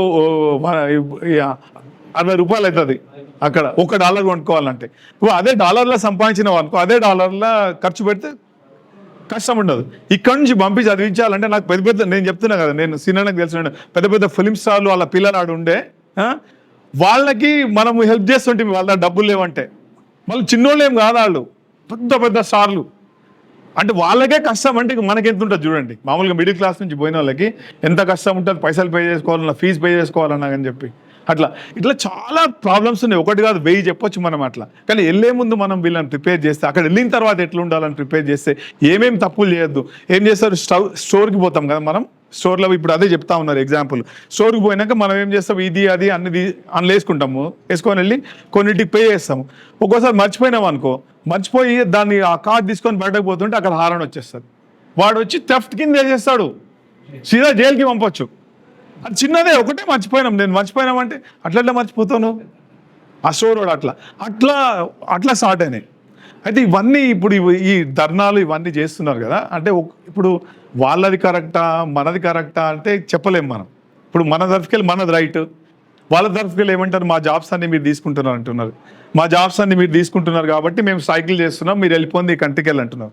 కానీ వేరే రకంగా వాళ్ళ తరఫుకెళ్ళి ఆలోచిద్దాం మనం, ఎందుకు వాళ్ళు అట్లా అంటున్నారు అని చెప్పి. జాబ్స్ తీసుకుంటా అంటున్నారు కదా, వాళ్ళు చెయ్యని జాబ్సే మనం చేస్తున్నాం ఆడ. ఇప్పుడు మెక్సికోకి వెళ్ళి వస్తారు యూఎస్కి, లేకుంటే కెనడాకి వస్తారు. కెనడాకి ఎందుకు వస్తారంటే ఇప్పుడు ఈ సీజన్లో అన్ని పండ్లు ఉంటాయి, వాటిని తీయడానికి వస్తారు, 1000 మంది వస్తారు. వాళ్ళకి కెనడియన్ గవర్నమెంట్ వర్క్ వీసాలు ఇచ్చేస్తుంది. యూఎస్కి కూడా వస్తారు, లీగల్గా కూడా రావచ్చు, కానీ పక్కనే ఉంది కాబట్టి లీగల్గా వస్తుంది కాబట్టి అది ప్రాబ్లం. దానికోసం గోడ కట్టేసింది. అట్లా వచ్చి వాళ్ళు కూడా యూఎస్లో ఏం చేస్తారు, ఈ ఫార్మర్స్ దగ్గర పనిచేస్తారు. ఇప్పుడు ఆ ఫార్మర్స్ అంటే ఒక్కొక్కరి దగ్గర 100 ఎకరాలు ఉంటాయి, 100, 2000, 3000 ఎకరాలు ఉంటాయి. మిషన్ తోటి చేస్తారు. ఈ పళ్ళు తీసినందుకు వాళ్ళు వస్తారు, ఆ 6 months పని చేస్తారు, వెళ్ళిపోతారు, వాళ్ళకి పే చేస్తారు. మళ్ళీ ఆ పని అమెరికన్స్ చేయంటున్నారు కదా. ఇప్పుడు రెస్టారెంట్లు వెళ్ళి క్లీన్ చేయాలంటే వాళ్ళు చేయంటున్నారు కదా. అందుకోసమే వీళ్ళు పని చేస్తుండ్రు. ఇప్పుడు మన మున్సిపాలిటీ వాళ్ళు అందరూ ఒకరోజు బంద్ చేసారు, ఒక వారం. ఎట్లుంటుంది సిటీ? ఏడ పడితే ఆడ చెత్త అవుతుంది. సేమ్ ప్రాబ్లం అక్కడ కూడా. ఇప్పుడు అదొకటి అనుకుందాం. హై అండ్ జాబ్ల గురించి మాట్లాడదాం. హై అండ్ జాబ్లు అంటే ఐటీ, మన వాళ్ళు ఎంత బేసికల్గా చేసే ఐటీ జాబ్స్ అంతే. ఇప్పుడు తెలుగు వాళ్ళు కానీ తమిళ వాళ్ళు కానీ అన్ని కంపెనీస్ 90% మనం 90% వీళ్ళే ఉంటారు. టీసీఎస్, విప్రో, ఇన్ఫోసిస్ అంతా వీళ్ళే ఉంటారు. అయితే ఈ జాబులు చేయడానికి అక్కడ అంత టెక్నికల్గా చదువుకునేటోళ్ళు అక్కడ నాకు బోరు. చదువుకున్న వాళ్ళు మంచిగా చదువుకుంటారు. ఎక్కువ మందిని హైర్ చేయాలంటే అక్కడ అవైలబిలిటీ లేదు. ఆ టెక్నాలజీ తెలుస్తున్నాడు. ఇప్పుడు నేను ఏఐలో నా దగ్గర 100 జాబ్లు ఉన్నాయి ఈరోజు. నేను ఏఐలో యాడ్లు ఇస్తే నాకు ఇది చేయాలంటే నా దగ్గర అసలు అక్కడ లేరు. ఏది లోకల్ ఇప్పుడు రూల్ పెట్టిండ్రు, ఫస్ట్ నువ్వు సిటిజన్స్ని తీసుకో, తర్వాత గ్రీన్ కార్డ్ తీసుకో, తర్వాత లేకుంటే వర్క్ పర్మిట్ ఉన్న వాళ్ళని తీసుకో, వాళ్ళు దొరక్కుంటే అప్పుడు నువ్వు వీళ్ళని తీసుకో అని చెప్పి. ఇప్పుడు వీళ్ళు దొరక్కుంటేనే మిమ్మల్ని హైర్ చేస్తున్నాం కదా. అట్లా ఇప్పుడు H1కి 60,000 ఇస్తారు. అక్కడ ఉన్న లోకల్ స్టూడెంట్స్కి ఒక 20,000 ఇస్తారు. 60,000లో మనం ఆలోచిస్తే దాంట్లో మైక్రోసాఫ్టే ఒక 30% తీసేసుకుంటుంది. H1లో మైక్రోసాఫ్ట్ వాళ్ళు తీసుకెళ్ళిపోతారు, మిగతా వాళ్ళు ఇండియన్స్ వస్తారు. దాంట్లో చాలా ఇండియన్ కంపెనీస్ వాళ్ళు హైర్ చేస్తారు, తర్వాత ఈ కన్సల్టింగ్ కంపెనీ వాళ్ళు చేస్తారు. అంటే ఒక రకంగా ఆలోచిస్తే అంత పాపులేషన్ ముందు H1 అనేది పెద్ద లెక్కనే కాదు. సంవత్సరంలో 60,000 మంది పోవచ్చు అంతే, అంతకంటే ఎక్కువ లేదు. దానికి లాటరీ పెట్టిండ్రు, అవన్నీ పెట్టిండ్రు. కెనడాలో కూడా సేమ్ అంతే. కెనడా ఏం చేస్తుందంటే ఇప్పుడు ప్రస్తుతం ఈరోజు కెనడా పోవాలనుకుంటే ఎవరన్నా ఏమంటారంటే దాన్ని ఎర్లీ చైల్డ్ ఎడ్యుకేషన్ అని పిలుస్తారు. అంటే పిల్లల్ని ఎత్తుకొని పాలు తాగిపిచ్చుడు, తిప్పుడు, అది ఎవరన్నా చేస్తారు మన దగ్గర, అంతే కదా. ఆ తర్వాత ఏమంటారు పర్సనల్ సపోర్ట్ వర్కర్ అంటారు. పర్సనల్ సపోర్ట్ వర్కర్ అంటే ఇప్పుడు ఓల్డ్ ఏజ్ వాళ్ళు ఉంటారు. అక్కడ మా దగ్గర ఓల్డ్ ఏజ్ వాళ్ళు ఎక్కువ, యంగ్ వాళ్ళు లేరు. వాళ్ళని చూసుకోవాలి అంతే. దానికి ఒక చిన్న డిగ్రీ ఉంటుంది. అది చేస్తే ఈరోజు మీరు ఇక్కడ చేసి సర్టిఫికెట్ ఉంటే సీదా నీకు ఇమిగ్రేషన్ ఇచ్చేస్తున్నారు. నువ్వు అప్లై చేసుకొని అవసరం లేదు. నువ్వు వీడు అప్లై చేసుకొని అక్కడ ఉన్న ఫ్యామిలీ నీకు స్పాన్సర్ చేస్తే ఎయిర్పోర్ట్లో దిగంగానే నీకు గ్రీన్ కార్డ్ ఇచ్చి పంపిస్తున్నారు. అట్లా వీళ్ళు ఏం చేస్తారంటే అవి స్టాండర్డ్ ఎప్పుడు ఉండవు. ఇప్పుడు 2 రకాల ఇమిగ్రేషన్లు ఉంటాయి కెనడాలో. ఒకటి ఫెడరల్ ఇమిగ్రేషన్, ఒకటి ప్రొవిన్షియల్ ఇమిగ్రేషన్. ఫెడరల్ ఇమిగ్రేషన్ అంటే మనం ఏంటంటే మన ఎడ్యుకేషన్ని బట్టి, మన ఎక్స్పీరియన్స్ని బట్టి అప్లై చేసుకుంటాం. వాళ్ళు ఒక ఇన్విటేషన్ ఇస్తారు, అప్లై చేసుకుంటాం. అది ప్రొవిన్షియల్ నామినీ ప్రోగ్రామ్, PNP అంటారు. ప్రొవిన్షియల్ నామినీ ప్రోగ్రామ్ ఏంటంటే ఒక్కొక్క స్టేట్ని ఒక ప్రావిన్స్ అంటారు. ఇప్పుడు తెలంగాణ అన్ని డిఫరెంట్ ఉన్నాయి కదా, డిఫరెంట్ వింగ్, ఒక్కోదానికి ఒక ఎమ్మెల్యే ఉంటారు, అక్కడ MPP అంటాం మనం. అదే దానికి ఏం చేస్తారంటే ఆ ప్రొవిన్స్ వాళ్ళు నాకు వెల్డర్స్ కావాలి. ఇప్పుడు అల్బర్టాలో వెల్డర్స్ అవసరం ఉన్నారు. వాళ్ళు ఏం చేసిందంటే నాకు వెల్డర్స్ కావాలన్నారు. ఇక్కడ ఉన్న వెల్డర్స్ ఏం చేస్తారంటే నాకు ఎక్స్పీరియన్స్ ఉందని చెప్పి అప్లై చేసుకోవచ్చు. దానికి సీదా మీకు ఇమిగ్రేషన్ లాయర్ అవసరం లేదు, ఎవరు అవసరం లేదు. డైరెక్ట్ ఆ ప్రావిన్స్లో పోయి CICGC.ca పోయి ఆడ లిస్ట్ ఉంటుంది, మొత్తం ఇస్తారు. అక్కడికి అప్లై చేసుకుంటే వాళ్ళే ఇంటర్వ్యూకి పిలుస్తారు, అక్కడి నుంచి మాట్లాడినాక మనమే వీసా ఫీస్ పే చేసుకోవాలా, పోవచ్చు అక్కడికి. అట్లా చాలా ఉన్నాయి. దానికి అదేంటంటే ఒక కెనడియన్ గవర్నమెంటే jobbank.ca అది వెబ్సైట్. ఆ జాబ్ మన పిల్లలకి చెప్పాలా, ఈ jobbank.ca వెళ్ళి నువ్వు పెట్టేస్తే అక్కడ నుంచి అప్లై చేసుకుంటే మనం జాబ్కే వెళ్ళిపోవచ్చు. దానికి ఇంకా వేరేది ఏం అవసరం లేదు. అట్లా చాలా ఆపర్చునిటీస్ చాలా కంట్రీస్కి ఉన్నాయి. వెంకటన్న నిల్చున్నాడు మెల్ల, ఏంది ఎక్కువసేపు చెప్తున్నా అని. అదే లంచ్ టైం అవుతున్నది. సరే అంటే ఇదని కాదు, నా నంబర్ తీసుకోండి. బోధనకి వెళ్ళి కాల్ చేస్తున్నారంటే నేను అందరితో మాట్లాడతాను. నేను నా నంబర్ ఏంటంటే మీరు ఇది ఉంటే రాసుకోండి. ఒక ప్లస్ అదే 0016472338717. ఇది నా కెనడియన్ నంబరు. వాట్సాప్లో ఎప్పుడు అవైలబిలిటీ ఉంటుంది. మీరేంటంటే పగలు కాల్ చేయకుండా నైట్ కాల్ చేయండి. అదే కొద్దిగా డిఫరెంట్ ఉంటుంది. చాలామంది అంటారు అదే నువ్వు ఫోన్ ఎత్తలేవు అంటే అది నైట్ 3 అవుతుంటాం మా కాడ, పడుకొని ఉంటాం అట్లా. ఓకే, 0016472338717. అది నా నంబర్. మీరు కాల్ చేయండి, నేను లేపకుంటే మీకు రిప్లై చేస్తాను. నేను వాట్సాప్ నంబర్ అది. అదే సీనడా నీ నంబర్ చెప్తావా? రాసుకుంటా.